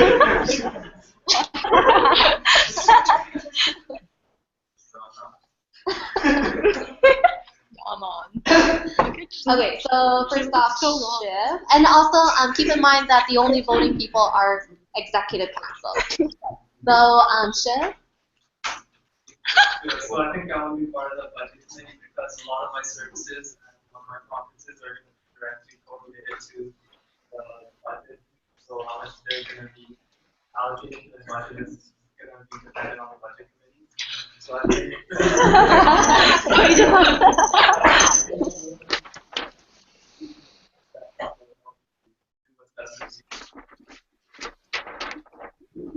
Adrian. I'll let Amy go first. Amy. Hey. Okay. So what? Yes, Okay. So I want to be on the budget committee just because I think it'll be a good experience just to understand more financially where we're coming from and then how we're doing things. And this is, I think, will help overall just because marketing is not only just overseeing, I guess, like the branding perspective. It would be nice to get the overall, I guess, financial perspective in that sense. You can go ahead. Adrian. Okay, thanks, Amy. All right, so I was in the budget committee last year, and I believe if we want to continue on with our continuation, understanding where we came from last year and where we're going with this year, it's important to have background knowledge from last year. Last year, I worked really closely with Taylor, Will, and with Matt, so I understand how the budget committee works, how things are going to work. And really this year, what I really want to do and push forward to, as if I do get on the budget committee, is creating a matrix and working with Matt on that. And the matrix will help decide how we allocate money in a standardized fashion. So instead of an ad hoc fashion where we vote and decide based on gut instinct, how much money we should allocate towards services. The matrix, if we allocate basically, for an example, something like, oh, I believe that this service provides like 5 out of 10 in terms of engagement, and that spits out a number that we can give a rough estimate on how much money this service should get. That I'm going to work on towards if I'm part of the budget committee this year. Okay, great. Sounds good. So we're going to, Executive Council, you're going to Slack me your decision, so that only. Do the nominees get a vote? No, it's still the board. Yeah, I thought it was only the board that votes. Of the Executive Council elected by the Executive Council. No, it's.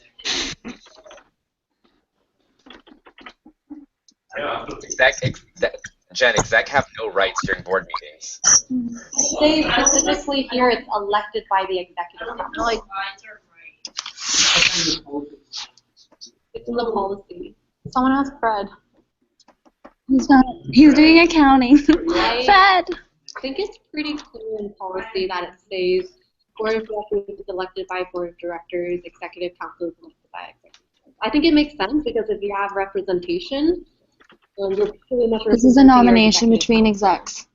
Yeah. But.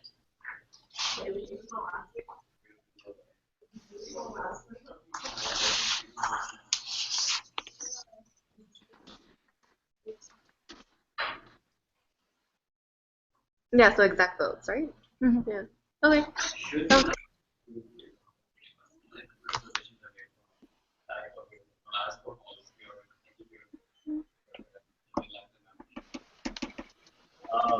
Sounds good.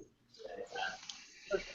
Because it was elect, the executives can elect one another, but it's still the board that gets voted. As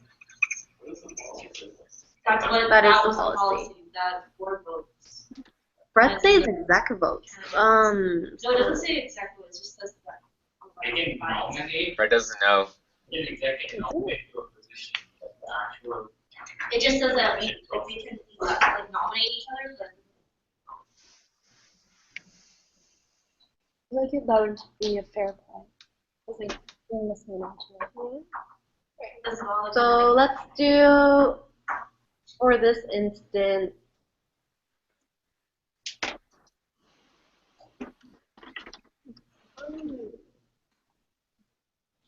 I'm just gonna double check with Fred. Hey Fred, do you know if while we're doing this, can we get all the people the on the executive stand up so we can take a picture? council for like the 2 people additional members, like who votes for that? Board votes? Yeah. Okay, thank you. Is this something, so we need to change policy then, right? Those are board committees. Yeah. These are board committees? Who are the other? Have you taken a look at the It's not- policy? It says, It's okay, KPA. so that's incorrect. Well, why does it say that 2 additional members of I the think it's like if executive you council elect elected? them, there's only It 2. means nominated. Yeah, if you only. Huh? Like you, for example, board can only nominate board members and board can nominate members at large. But for the execs, only the execs can nominate. Yeah, are you? No, it's not. What if, Ryan's with the policy? Rita, yeah, it's KP, Namdar, Matt, Sebneil, Daff. Yeah. Okay, sure.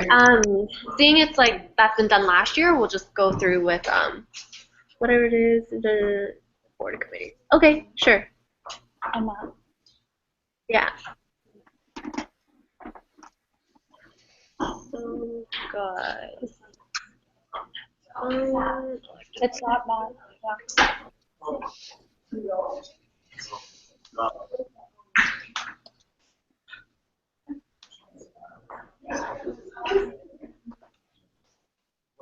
Okay, yeah, we're probably going to have to change policy for that. So we'll amend the code at another time, something policy committee can.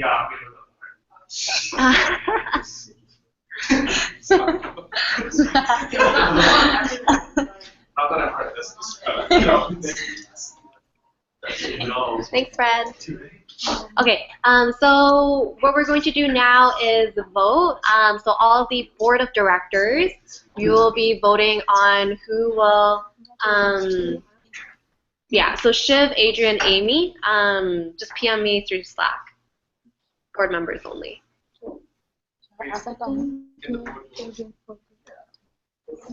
Okay, Shiv. Board members only. And you're part of the voting.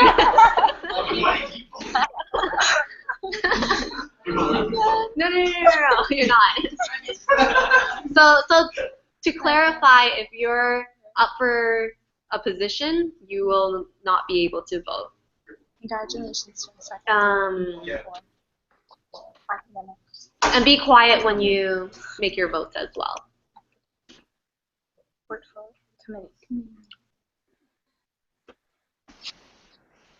Congratulations are out.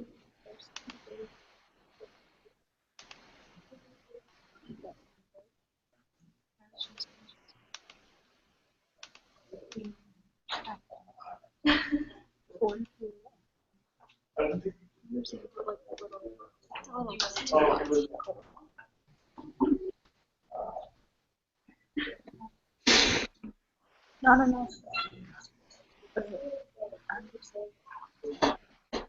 Okay, I will have such a first. Management for second.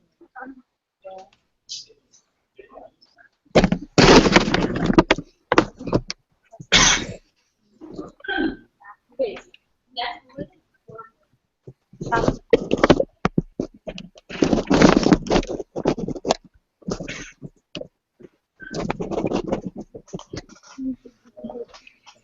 Budget committee is Daphne, Karen, Jen, Matt, Al,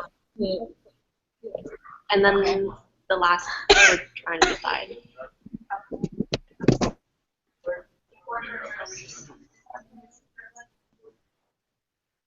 Oh, the 3 board members, Matt, Kevin, Sats.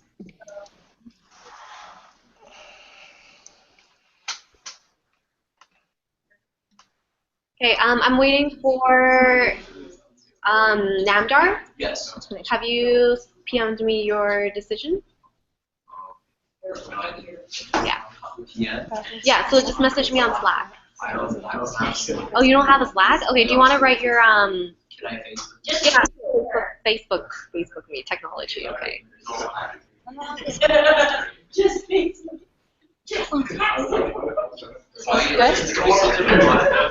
Pardon?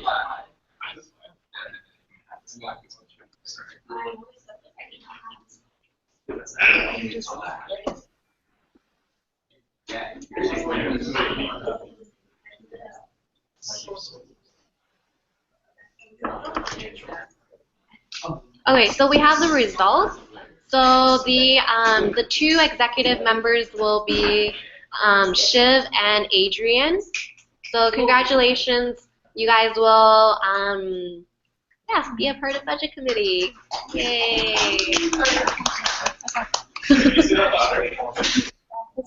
Pardon? Yeah, so Shiv and Adrian. We have to vote for chair and vice chair. Oh no, members at large. Well, right now, yeah, great point. So right now the budget committee consists, oh actually we have 2 member at large. So we need to form 2 member at large. Are there any nominations? These people cannot be a part of the executive council or the board of directors. Daphne? Can someone?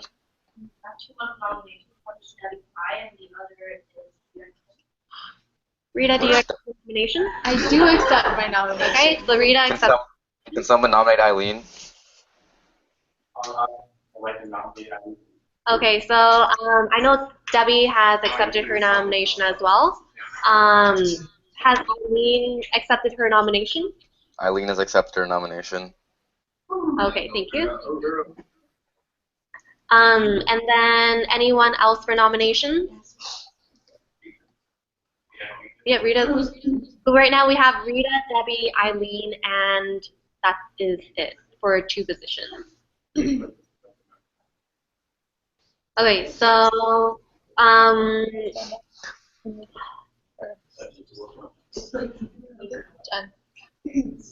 just like, You don't There have are the two two people who weren't there. They really want to.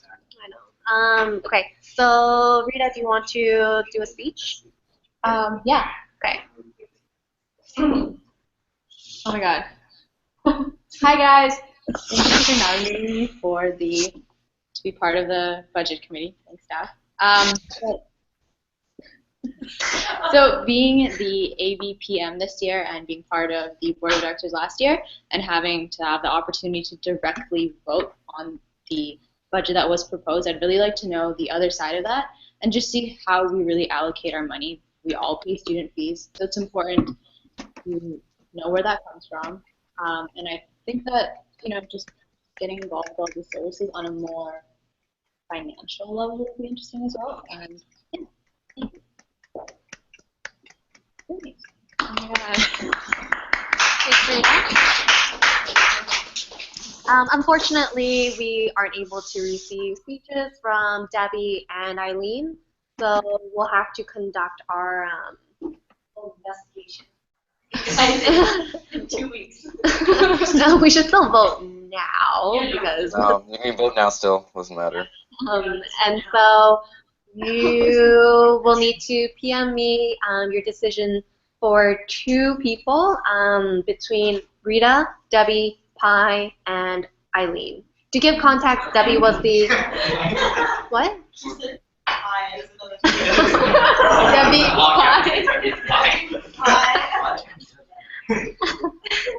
Yeah. So to give context, Debbie was the 3rd-year rep last year for the CUS, and Eileen was the first-year committee chair, and she's now the AVPE engagement. So, whenever you're ready. Bala.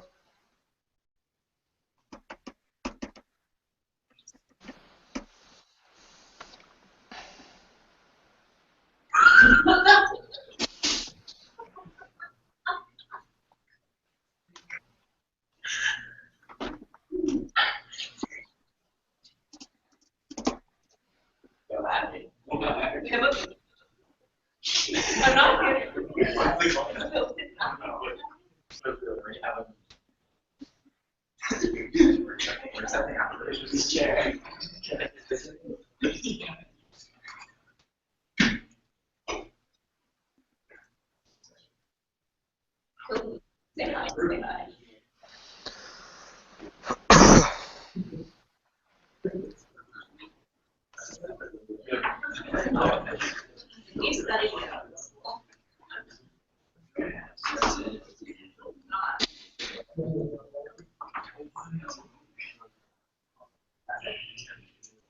Okay, I'm waiting for Evan. Oh, okay.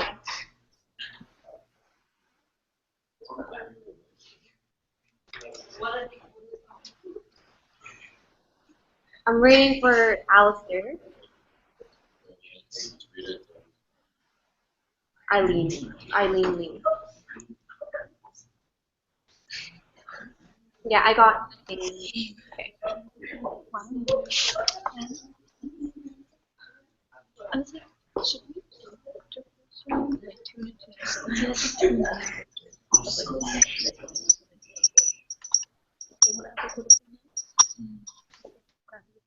I'm waiting for Daphne as well. Daphne? Have you sent your... Yeah.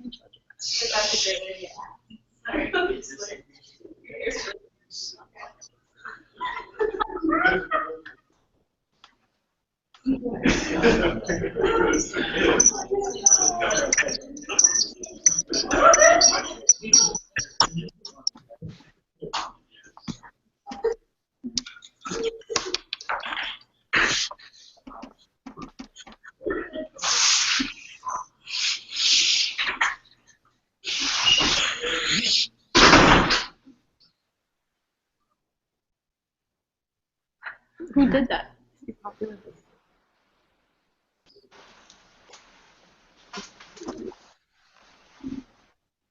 Okay, so the results for the member at large will be drum roll. Rita. Thank you guys. And Debbie. So congratulations to Debbie. So yeah, someone spread the good news to Debbie. So she's on budget committee. Please include her when you yeah. So we're gonna decide on the chair and the vice chair. So within budget committee, there's Daphne. Let me just double check.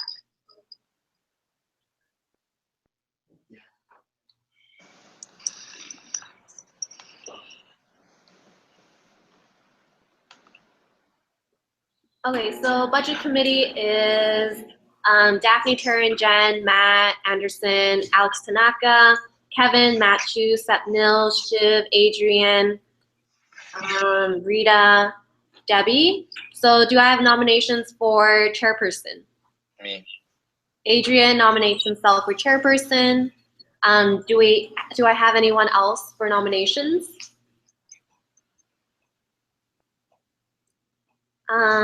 Okay, and so seeing that there are no other nominations, congratulations, Adrian. You're going to be the chairperson of the budget committee. Great. And then for vice chairperson nominations. Rita. Daphne for vice chairperson. Any other nominations? Oh, never mind. Okay, I'll pick Daphne. Pardon? Thanks. Okay, so seeing that there are no other nominations, Daphne will be the vice chairperson. Congratulations.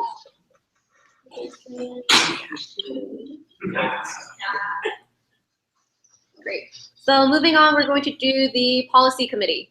So policy committee defined ex officio Daphne, Turin, and myself. 4 members of board of directors. Nominations, please, for policy. Hilton? I'm really bad with like names today. I was like literally staring.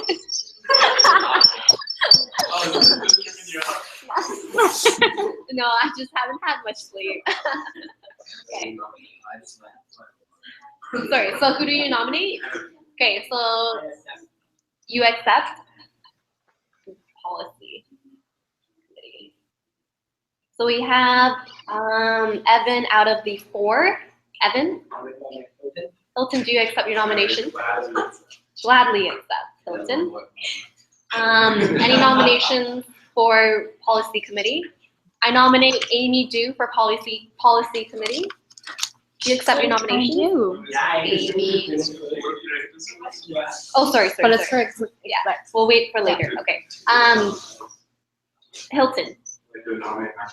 Matthew, do you accept your nomination for policy committee?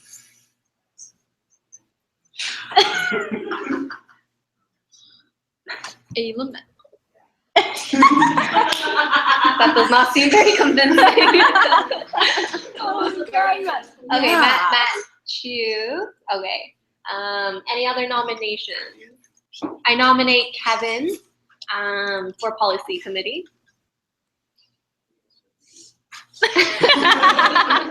Oh my god. Oh god. Don't like it. Wait, have to keep on. Yeah. I nominate Ryan Camera for the policy committee. I will respectfully decline. Okay. As do I. Hey. Great. I nominate Sapno. Okay. Matt, I mean, Hilton. Yes. I accept. Awesome. Wait, keep in mind that all board members have to sit on at least one committee. Pardon? All board members have to sit on at least one committee. Yeah, that's a good point. Remember, you guys all need to sit in at least one committee for BOD. So. And you cannot sit on more than 3, so keep that in mind as well. So just to let you know, standing committee, there is still the. Wait, does anyone know? Ryan, do you know if awards is standing committee? Do you know if an awards committee is standing committee? In a way, you would Did have they more, define it? You would have more work to do in terms But you don't of necessarily meet. It's more of an extraordinary. just because I was also thinking about having a meet to decide how we actually do evaluations, just so that they understand. So we can meet once in term 1, once in term 2. Because also the end of term 2, That would be more so extraordinary though, because standing committee requires every 2 months. Yeah. But also academic committee doesn't really do that. Okay.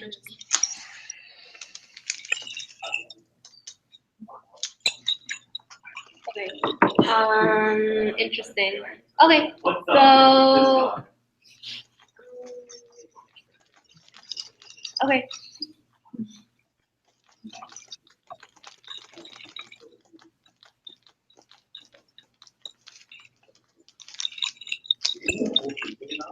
We have 4 people. Right now the issue is whether or not we want to have awards committee as a standing committee, or that's the last standing committee though. Yeah, but after we get that. So there are some people who haven't been on a committee or board of directors. How many people are not in any committee? Yeah. So raise your hand. Well, there's 2 people.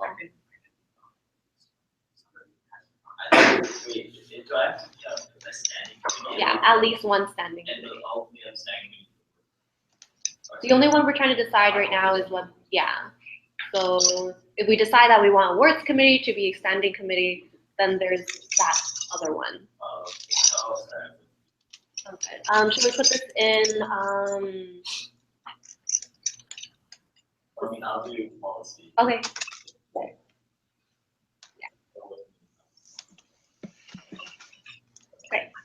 So nominate. Ryan nominates himself for policy committee. Correct? No? Oh no. Are we saying this is the last standing committee, so therefore I have to be at least on one committee, therefore I should be on. Okay, actually, okay. How about we'll keep this on hold. If that's a Robert's Rule of Order. If not, then that's okay. But we're going to vote on whether the awards committee is a standing committee or extraordinary committee. Yes. Standing committee is set to meet ideally like once every 2 months. An extraordinary committee meets as required. Yeah, so that's how it's defined, I believe, in policy. Yeah, so at least once every 2 months. Okay.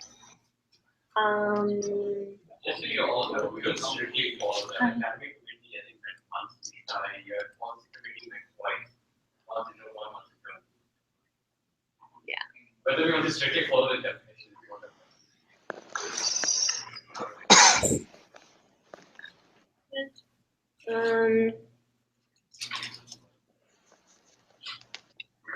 So the question is everyone okay with awards committee being standing?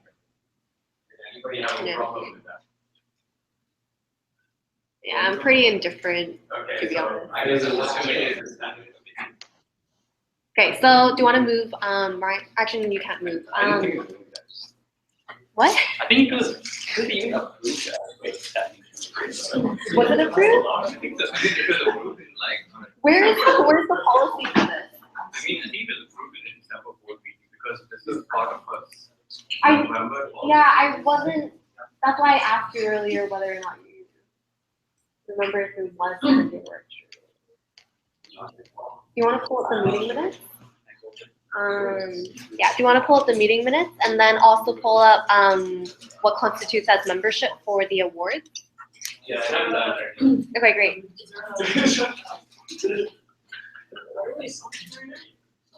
Okay.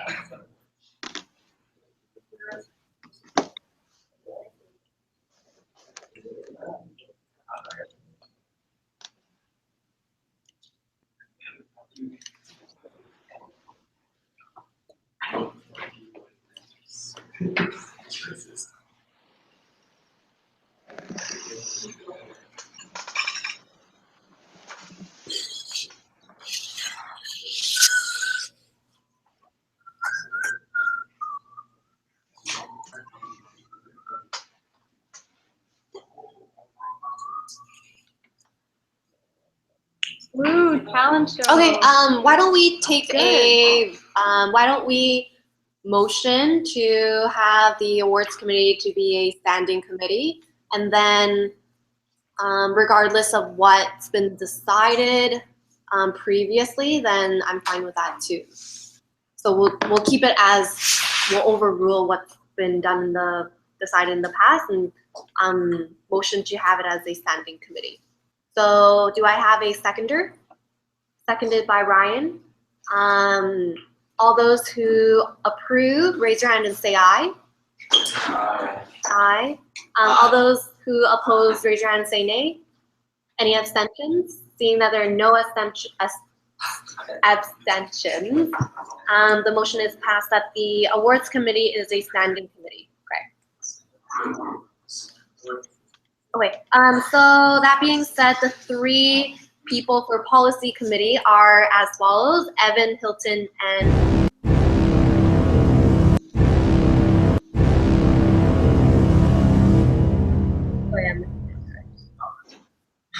oh, I just erased your name. I thought it was Ryan. Okay. Okay, great. So we have 4 people. Moving on, we need, I believe, 2 from the executive council. Who is this? Sam? Sam and Ryan? Okay. And I nominate Amy Du. Do you accept your nomination, Amy? I do. And Okay. you're also on one percent. Yes. Can I borrow your charger? Pardon? Board members are Evan, Hilton, Matt, Chu, Namdar.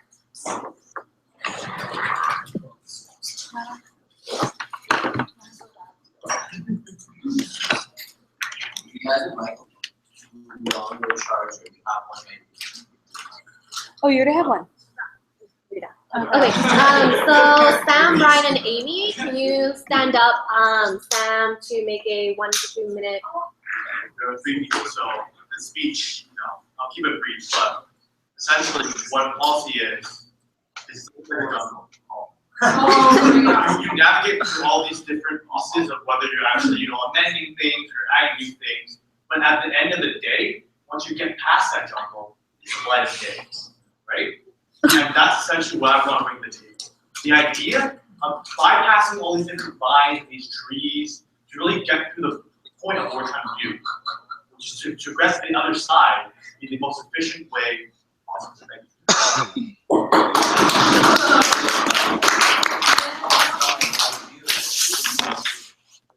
Okay, I was part of this committee last year, and I feel like it would be useful to really understand more and make some sort of like going to the board more than 2 or 3 times in the first year. It might be helpful if I'm on the committee to really interpret policy and really kind of the understanding that we already have. And plus, I'm willing to go to court if we need to, anytime there's any doubt or clarification needed. So I feel like I would add value to the committee in that sense. Also because I haven't joined any other standing committee yet, and I'm thought I can be in one.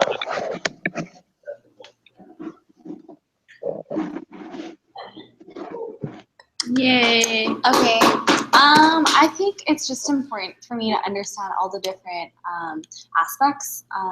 looking down on the actual forefront of policies. And I think it's crucial for branding purposes as well, for marketing, just because if I understand everything that works within the CUS on paper, whether that is just for policy reasons or just to help me make a better understanding with branding purposes, I think it'll help me elevate the, I guess, the overall of what I should do and what I can do.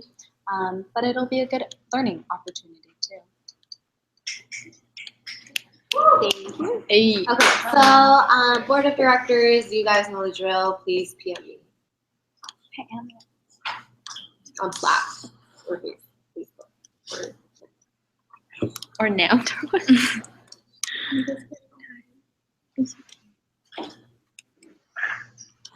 Okay.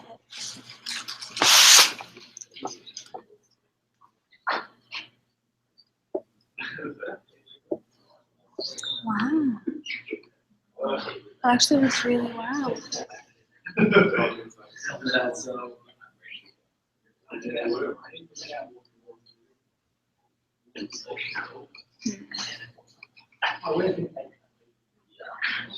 that what you did for the internet?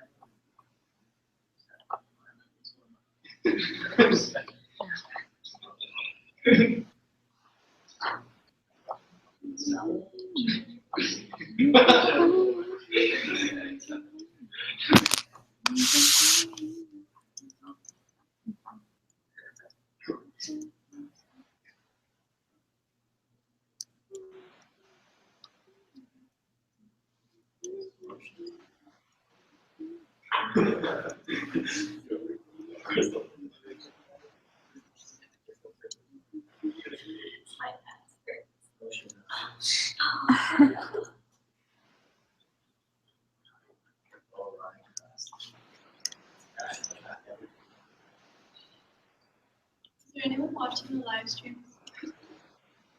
I don't know. One viewer. Just Adrian.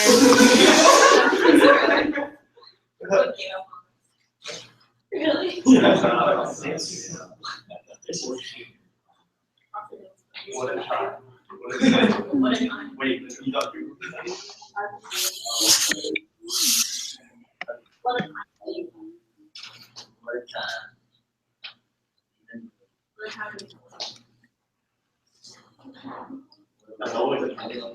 Okay, so we have Ryan. Oh, okay, so okay,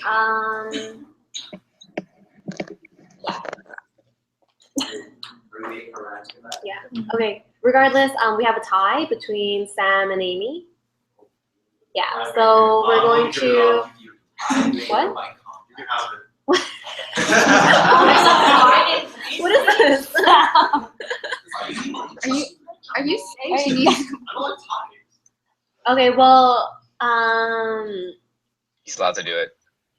Ryan, you're on policy committee, and I suppose if Sam drops out, then we have Amy as the second executive for policy committee. So congratulations, Amy and Ryan. I will. Into the policy. All right, so now we have awards committee. All right. Wait, members at large for policy. Members of large. Oh, thank you. So, do we have nominations for members at large? There's two. Can I be a member?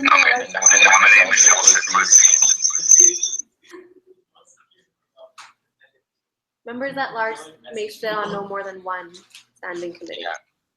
So, Michelle. I'll catch it. Really? Yeah. Has Michelle accepted her nomination? Yes.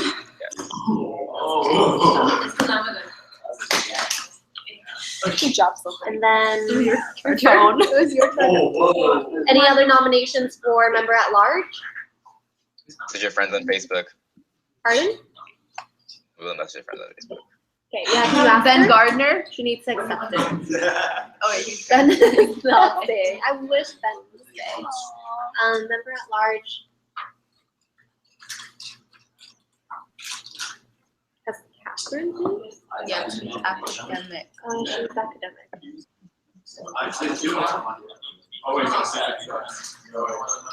Policy.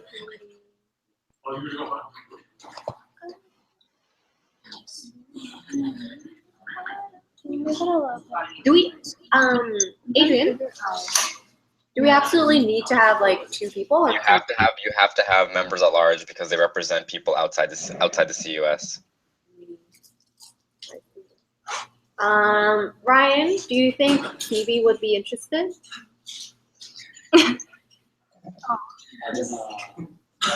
Let's just say yeah. Yeah. Okay. Good. We're going to have if she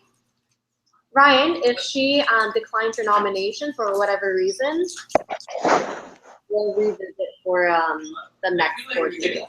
She can be a part of the committee, but has no issue. What? She can just never show up. But then, what's the point of having her as a member of law? You have anyone else better in mind. Can you make sure that she actually has anything? No, it's like if we nominate her right now and then later on we find someone else, it's just like so that we can move on. Is that what you're saying, Ryan? Like, Why are we doing this? like I feel like internal is like very policy based. I feel like internal is very policy heavy. You know? like he doesn't want to do it. Like he's saying like wait it out. And if he really does want to do it, keep her, and if not, nominate someone else. Sounds good. Okay, so we're going to nominate Phoebe. If she declines it, we'll find someone else. Yeah. Okay. Great. So we have Michelle and Phoebe. There's so many guys. What's her last name?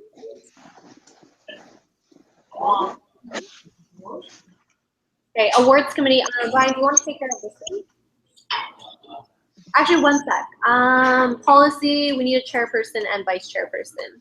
Nominate Ryan Cross as chairperson. Ryan, do you accept your nomination? So, any other nominations for chairperson?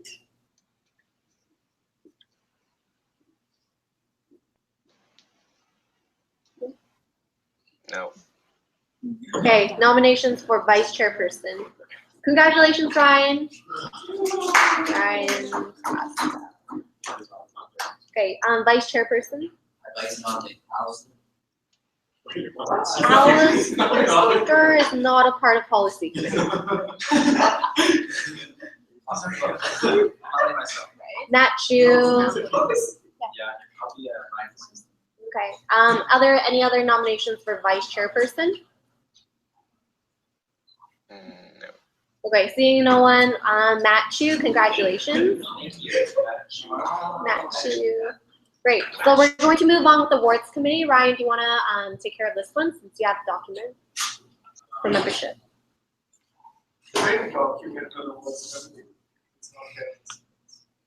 Yeah, do you want to email it to us? If you have it on. Okay. Do you want to email it to all of us?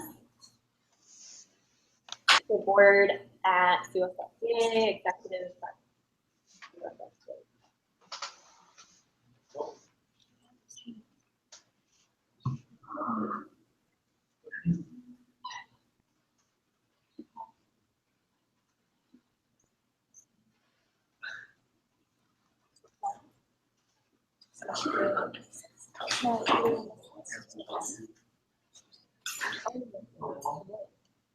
Okay, we're going to move forward with clubs review committee.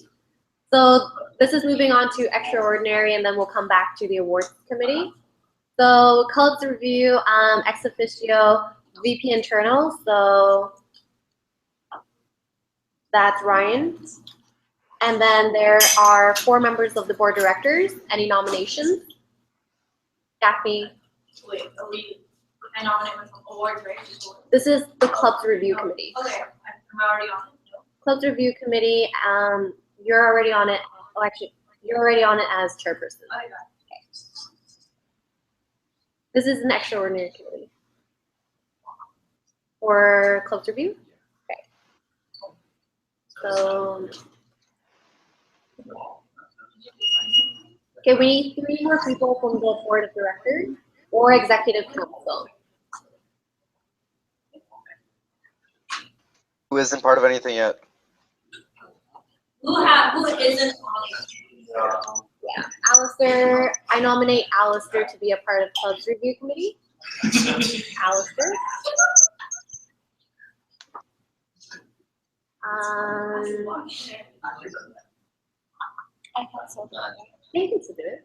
Yes, so this is, so to clarify, this is for 4 positions, board of director or executive council. So I nominate Sam Wong for Clubs Review Committee. I nominate myself. Okay. Wait, Amy, you can only be part of one committee. But if it's extra? Yes, execs can only be part of one committee. But that's only for standing committee though. Okay. Yeah. Okay. Okay. And then we have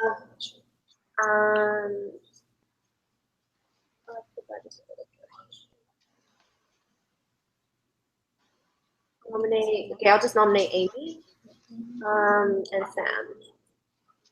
Okay. Okay, so right now for nominations, we have Alistair, Matt Chu, Amy, and Sam Wong. Any other nominations? When exactly was some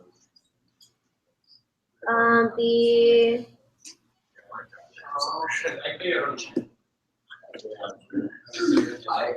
I think that no, I wouldn't be.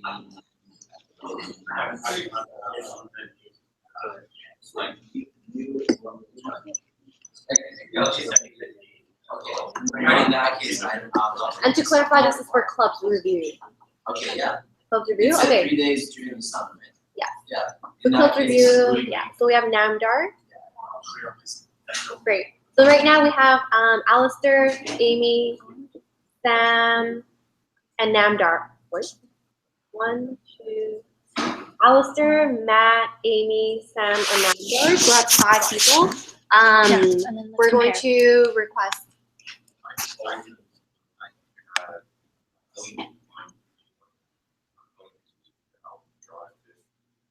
Sure. Yeah, that's fine. Okay, sounds good. So Alistair has decided to remove himself from the nomination.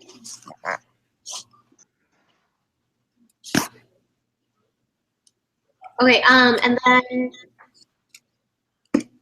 right now, 1 member at large elected by board of directors. Lina? Okay, great. Okay, sounds good. Any other nominations for a member at large? Seeing that there are none. Oh, and just to clarify, remember that you must not be a executive of a AMS club. I applied. Points as a service. Yeah. So Matt Chu, are you an exec for any club? Okay, great.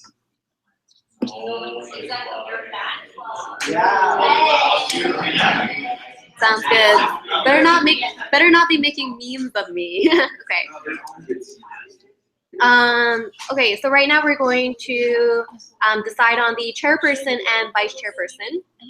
Yeah. Okay. Okay. So right now we're going to decide on the chairperson and vice chairperson. Any nominations right now? The Clubs Review Committee is Ryan, Matt Chu, Amy, Sam, Namdar, Jelina, as well as the ex officios, Daphne, Taryn, and Jen. Clubs Review, I nominate Ryan Costa to be the chairperson. Accept. Thank you. Any other nominations for chairperson?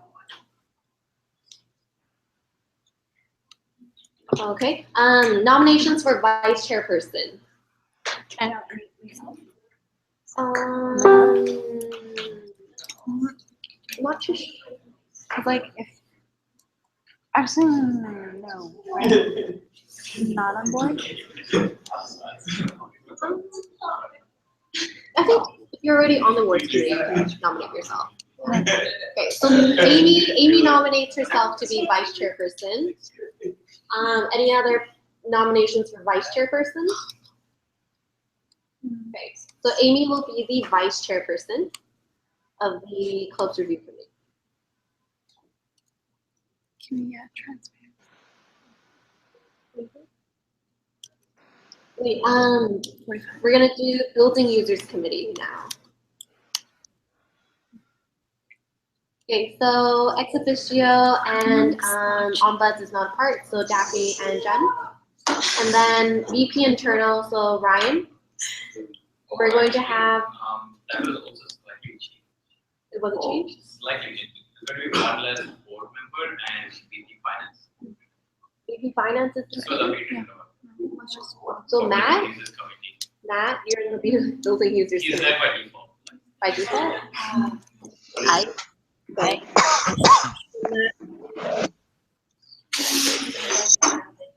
Okay, so right now we're going to select 2 board of directors or executive council. And there shall be no chairperson or vice chairperson. Nominations, please. Hilton? Ryan Camarera? Accept?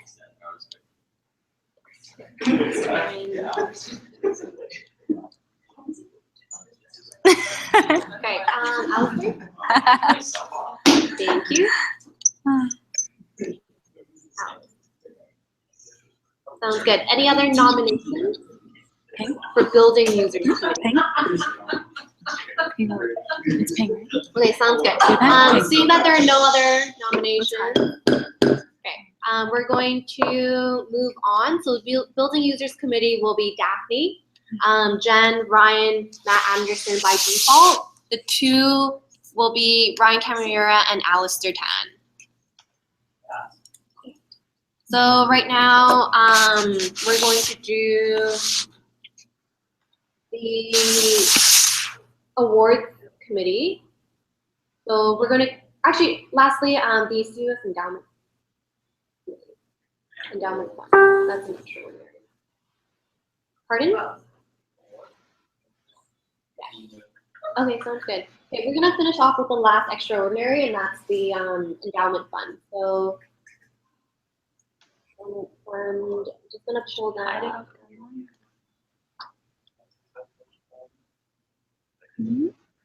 I would say as needed, honestly. There's no set in stone.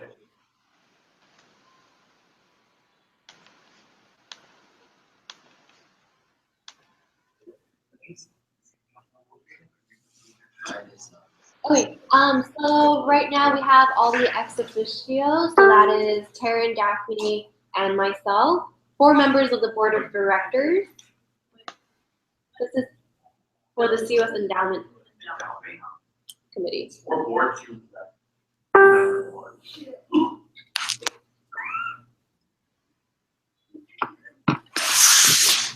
Any nominations for board of directors? This is the CUS Endowment Fund Committee. Extraordinary. Evan?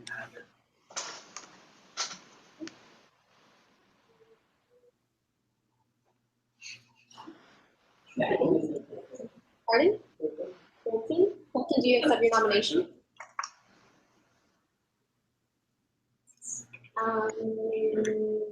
No? Kevin, do you accept your nomination? What is the time limit? It's as needed. I would expect at least like once or twice a semester. I accept. We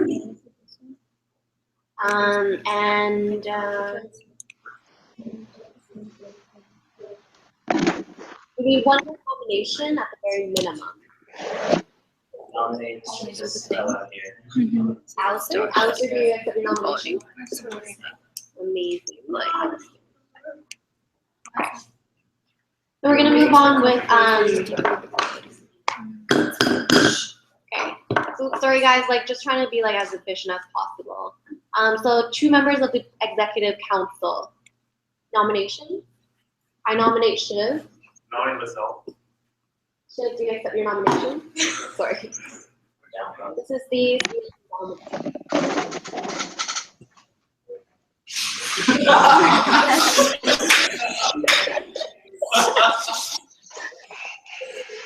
literally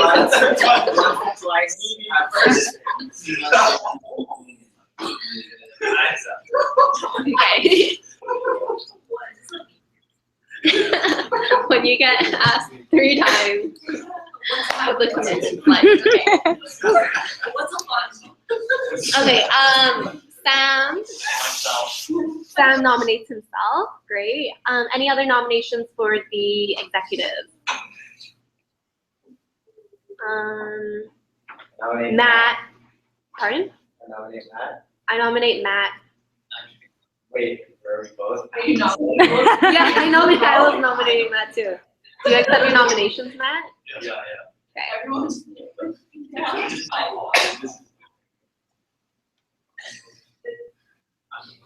Great. Any other nominations?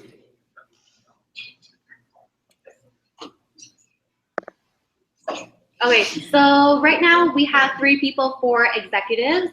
We're going to just do a 1-minute speech. If you stand up and present your. I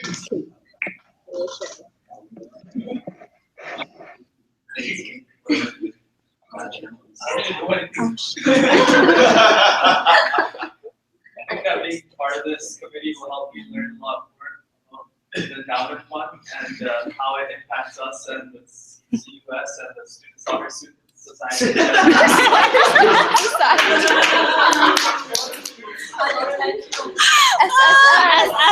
Triple S. Okay, great. Thank you. Okay, Oh my gosh. Next up, Sam, if you please give us another wonderful analogy. No. We don't do this anymore. What? So I invest in people. I invest in myself. I invest in the masses. But more importantly, what to really invest in is the future of the endowment. But what does that mean? It's the future of the money. It's the future of we're gonna work out our lives in the future. And honestly, it's the future of me. Thank you. I don't know how to comprehend that. Okay. Okay. Sounds good. Great. And lastly, we have Matthew. Please. For it. Give your speech. Give your speech. I really just about enhancing student value for all college students, and that's my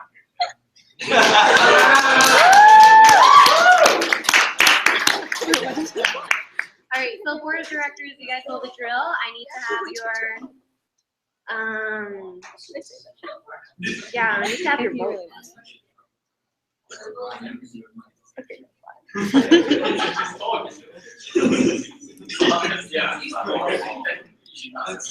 Yeah.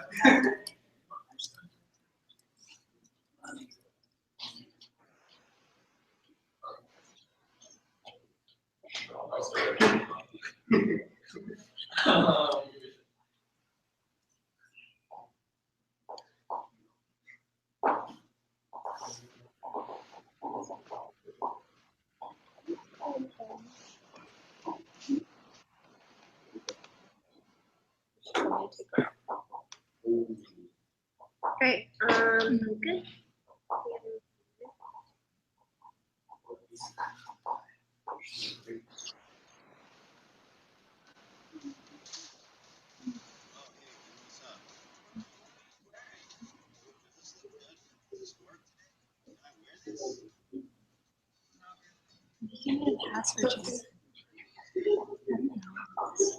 Oh, and then click save.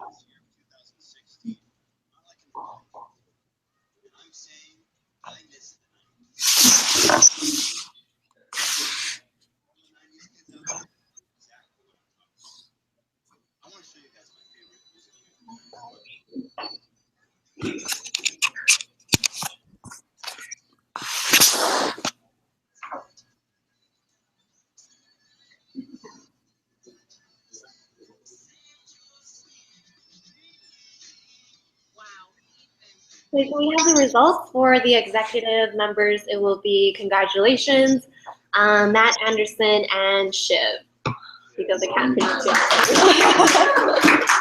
Congratulations. We're going to now, what is this endowment fund committee? The member at large.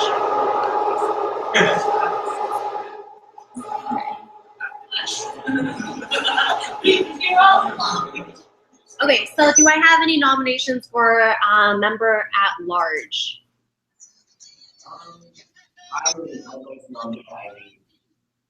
Okay, has she accepted her nomination? Yes. Yes. Two people.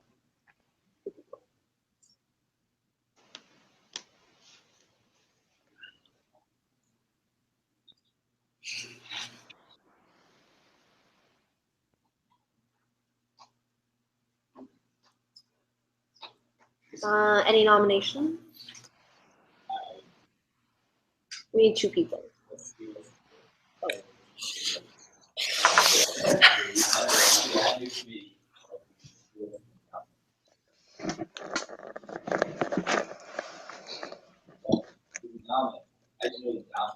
Projects and activities that include, but not limited to, all the conferences, communications, and scholarships.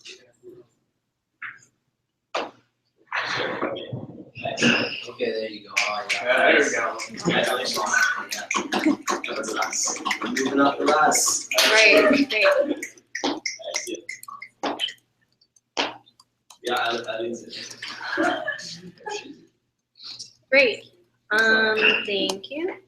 So we're going to, oh, we still need one more member at large. Oh, let's see.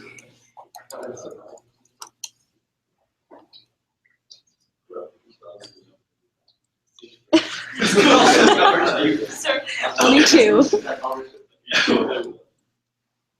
Better show up. Oh, yeah.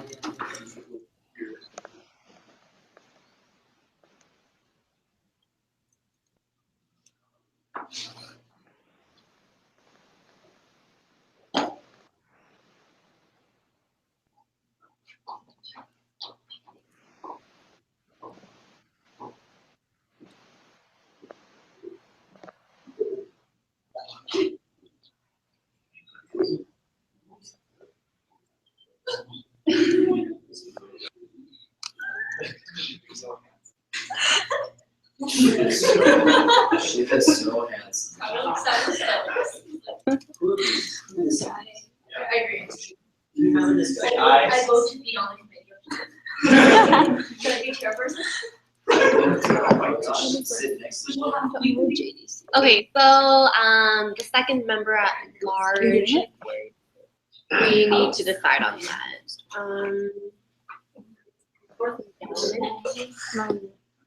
Would Alex Tanaka, Matt?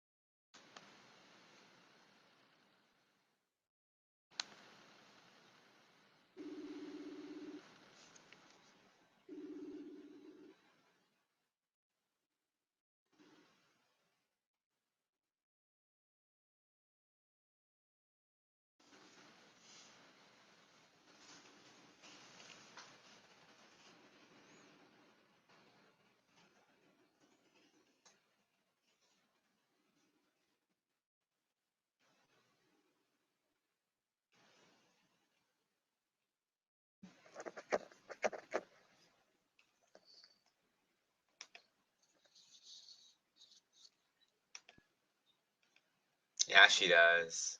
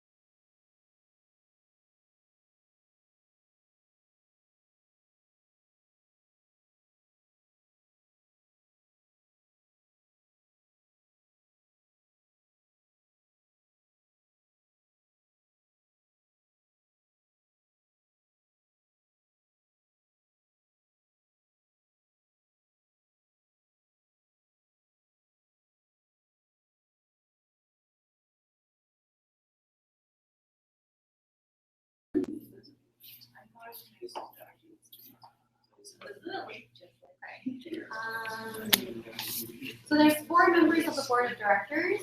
So those 4, they have to include each year rep. So we have 2nd year rep, 3rd year rep, 4th year rep. I believe we'll probably have to include or leave a spot for the 1st year rep when they're elected. And then so why don't we make nominations for the 2nd year rep? Evan? I nominate Hilton. Hilton, do you accept your nomination?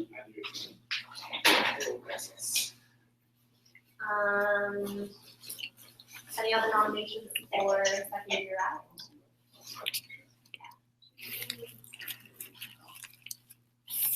I nominate Evan for the voice. I reject the nomination. Great.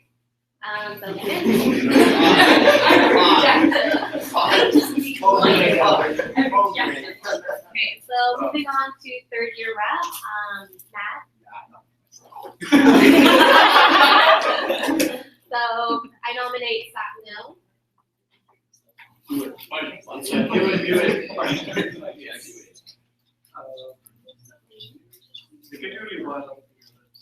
Pardon? There can only be 1 year rep.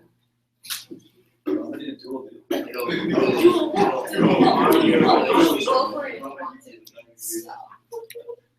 Really up to you. I want to nominate.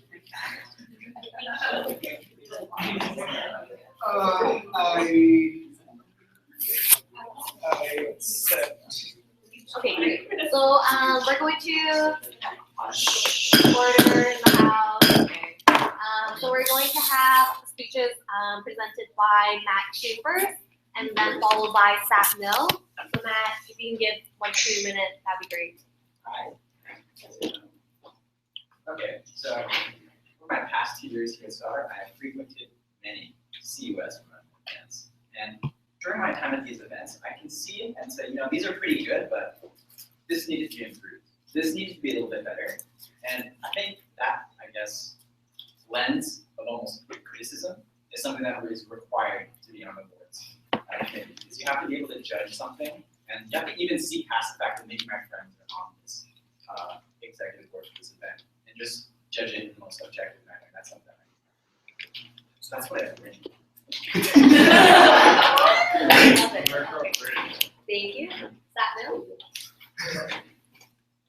I don't really have anything to say, but then I feel that I'm really unbiased when it comes to going to any events. So these past few years, I've also attended a lot of these CUS service events, Is this just for the services or does it include the clubs as well? So it's both Okay, so yeah, conferences, services, a lot of these club and service events, and I feel that in my third year I'll be more committed to attending more of these events. I'll be available for that. So I feel, I would be able to give a very unbiased perspective on how the event was and which club or service deserves to get the award. So, Good. So board of directors, please message me over Slack between Matthew and Stefan. Wow, we're just gossiping about that.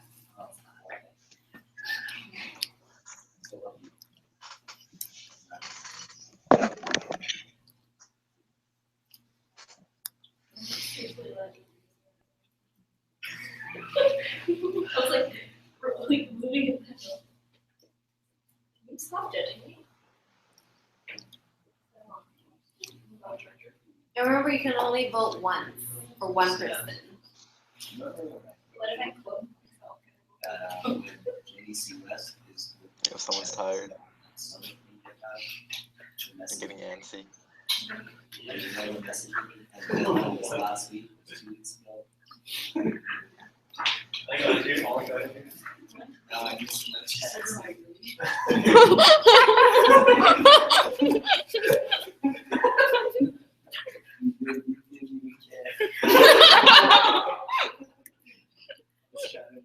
Look at him, he's like, yeah, I don't. Okay. Thanks. I'll enjoy you back.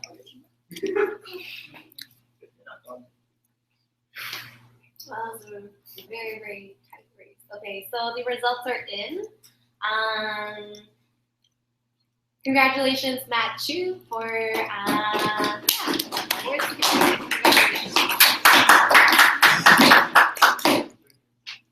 All right, so we're going to move on to the.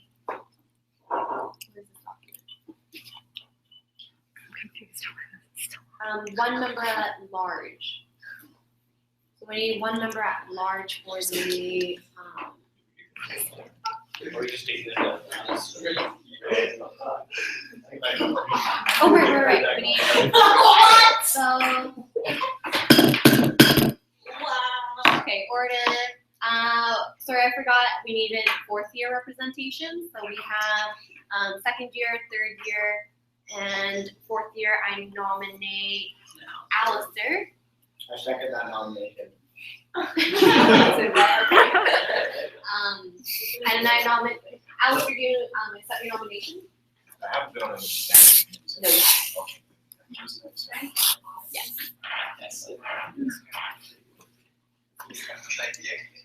Any other nominations?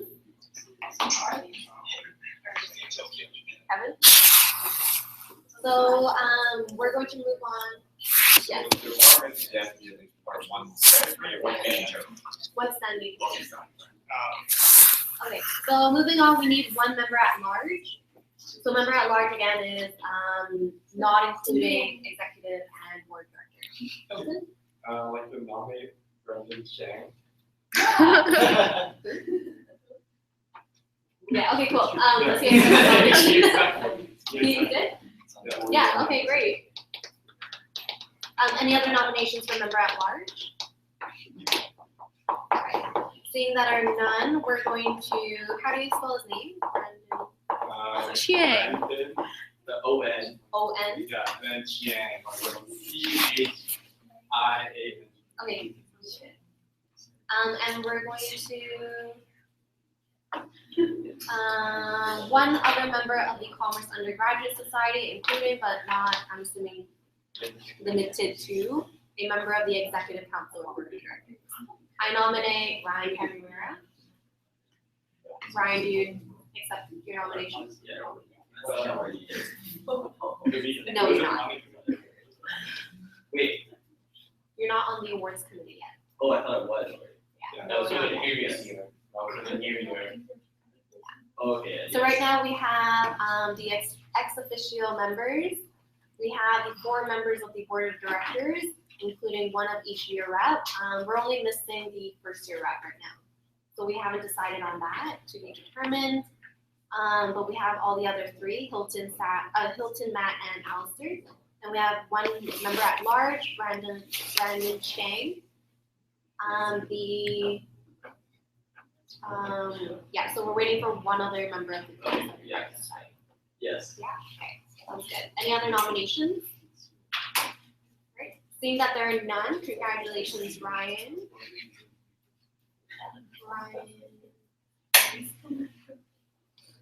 And then we also have the awards night chair or head of any other such event. So who's the awards night chair? I think it's the awards, it's like the awards night chair, that's. Betty? Betty. And then the chairperson is the awards night chair as defined. So we need to set a vice chairperson. Any nominations for a vice chairperson? I nominate Hilton. Hilton, do you accept your nomination for vice chairperson? Congratulations. Any other nominations, sorry? See, there are none. Congratulations, Hilton, on vice chairperson.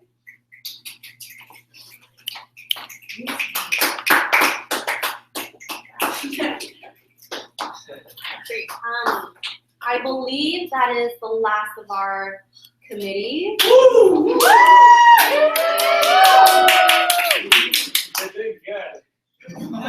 It's always Okay, so the last thing on the agenda item is CABS. CABS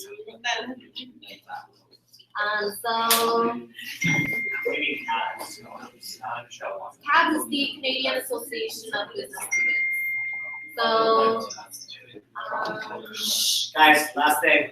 So what we're going to do is decide whether or not we want to stay in CABS. And who here does not know? Okay, to give a backgrounder for the live streaming people, CABS is an organization composed of all the business undergraduate societies in Canada. If we leave, we're the only one who is not a part of it. I believe people said a couple other schools like Rotman joined this year, etc. And Queens. It stands for Canadian Association of Business Students. Yeah, absolutely. So we're thinking of leaving CABS because, again, as previously mentioned in, I believe, board meetings, is we're not receiving the value that we would like because we're just so much more ahead in terms of the different services, funding. We don't have much value when we do attend certain conferences. The scale of it is very, very small, what other schools are doing. Also, this year they increased our fees from $1,000 to $1,500. So that's extra fees that we're incurring, but the trade-off for value, again, out there. What were the benefits if all Yeah, I would say the benefits were that the board of the executive council would be attending roundtables. The roundtable is an event already taken place, I believe sometime in February. We did not attend. And then that's an opportunity for like learning workshops, etc. You get to meet, I'm assuming if everyone's there, from other universities to collaborate or at least I guess understand what they do, problems, etc. A recent upcoming event is WCLR. I think WCR is like Western something leadership. Sam, do you know what it stands for? WCLR. So unfortunately, registration passed about 5 days ago on the 11th. So if we, normally that's attended by the president and the VP external. So this year, and every year it's in like different locations, but this year I believe it's in Kelowna. Last year was in Alberta or something. So, I mean, if we do want to stay in CABS, like we probably still have the opportunity to do so. But for me, I'm indifferent. The Western Canadian Leadership Retreat. I feel like just kind of like, yes, the benefit is not. I mean,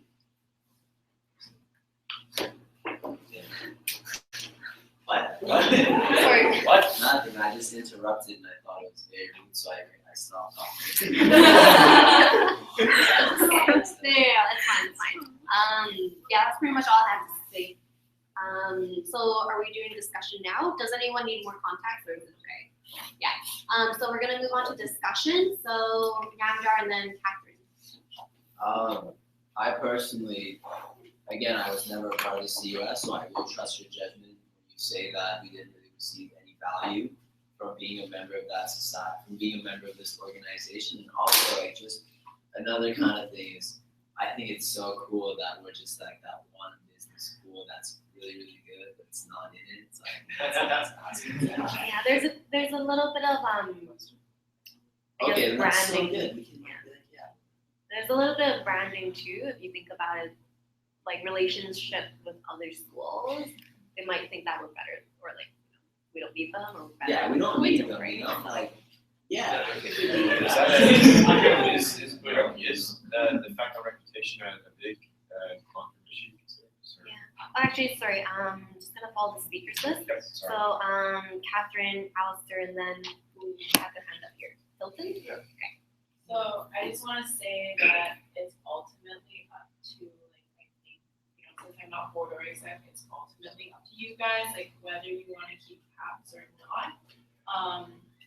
My thought process on this is that so far, like, as Jen has mentioned, or as we talked about at our last, like, outgoing board meeting, tabs is like, it doesn't really offer any value to us, and it really, in all honesty, is more of a bonding perk for those that get to go to roundtable. And I think that, like, it's important to acknowledge that, like, the execs do a lot of work, and, like, they deserve a bit of, like, recognition for that, or a perk, but at the same time, I think, like, if you're gonna, like, I just think that, like, if you want a perk, label it as a no. If you want a perk, label it as a perk, and, like, don't miscategorize that under professional development. I just think that is a more responsible thing to do, to just leave CAS, and plus you're saving $1,500 on the membership, and then you're saving money on the flight, and I'm sure you guys can still, like, get something out of that money, and maybe not even spend as much as you would being part of CAS, right? It's just like an honest allocation of, like, our money, and being honest with our students as well about what we're doing with it. So yeah, that's what I think. I think it should be. Thank you. Alistair, Hilton, Taryn, and then Kevin. So reputation is the effect on our reputation like a really, really big issue that we're factoring in deciding whether or not to withdraw from this? And what you're saying. I wouldn't say that would stop us. I think it's something to consider, that the relationship, how they perceive us may change a little if they feel that we're leaving. And they might ask why. And so when we explain to them, I'll definitely say what we've discussed here, that as a group of board of directors, we feel that unfortunately we aren't able to receive the value that other schools get, just given the scope of our undergraduate supply. I'm just not sure if heaven forbid, something does happen to school reputation as a result of this. I don't know if there would be any future repercussions. So are you in favor of staying? Yeah. Well, I'm just trying to gauge both sides of the spectrum. That's all.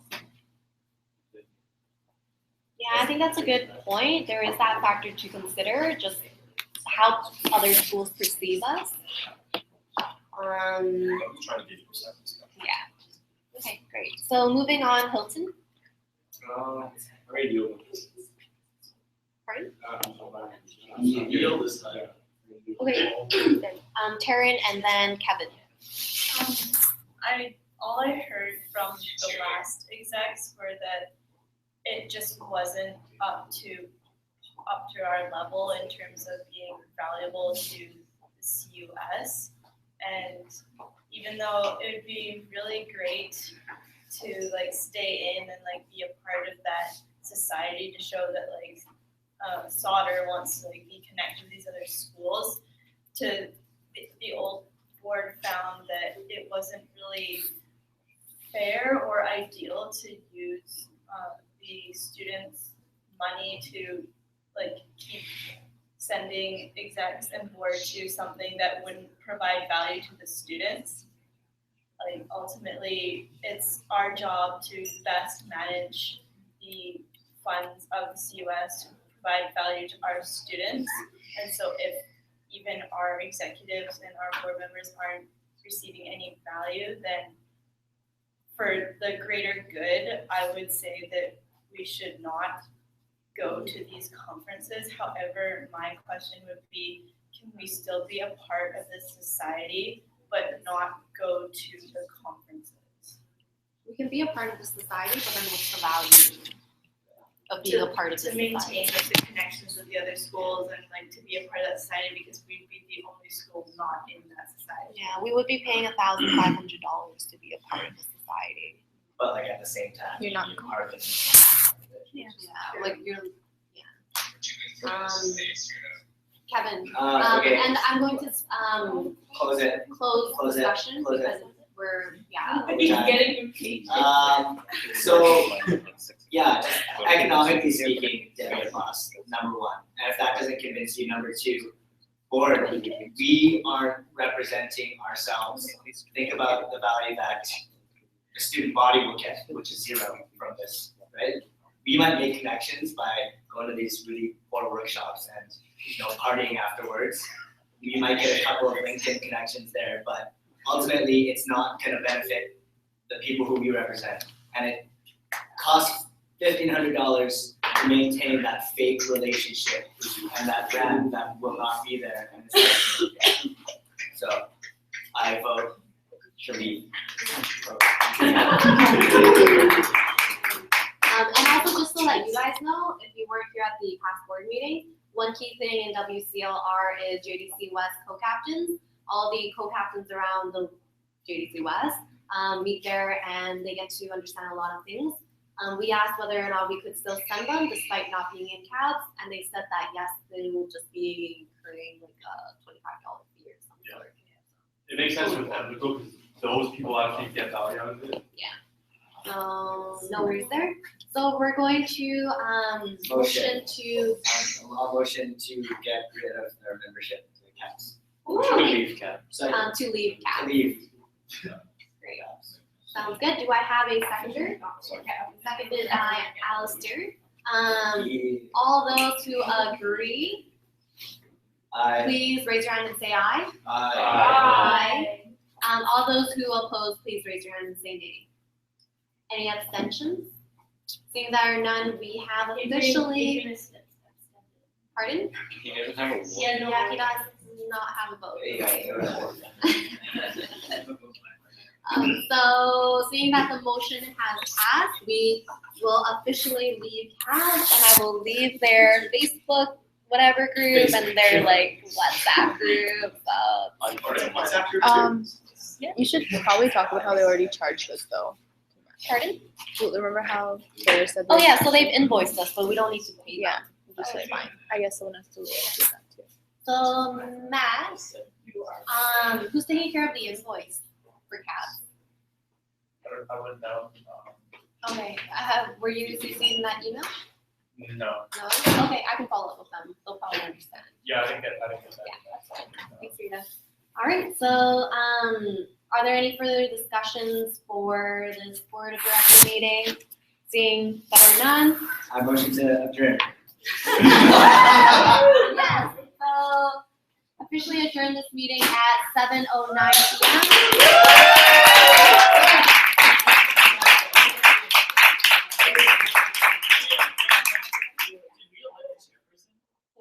For like sharing these meetings. Yeah, you were. You were in the bathroom.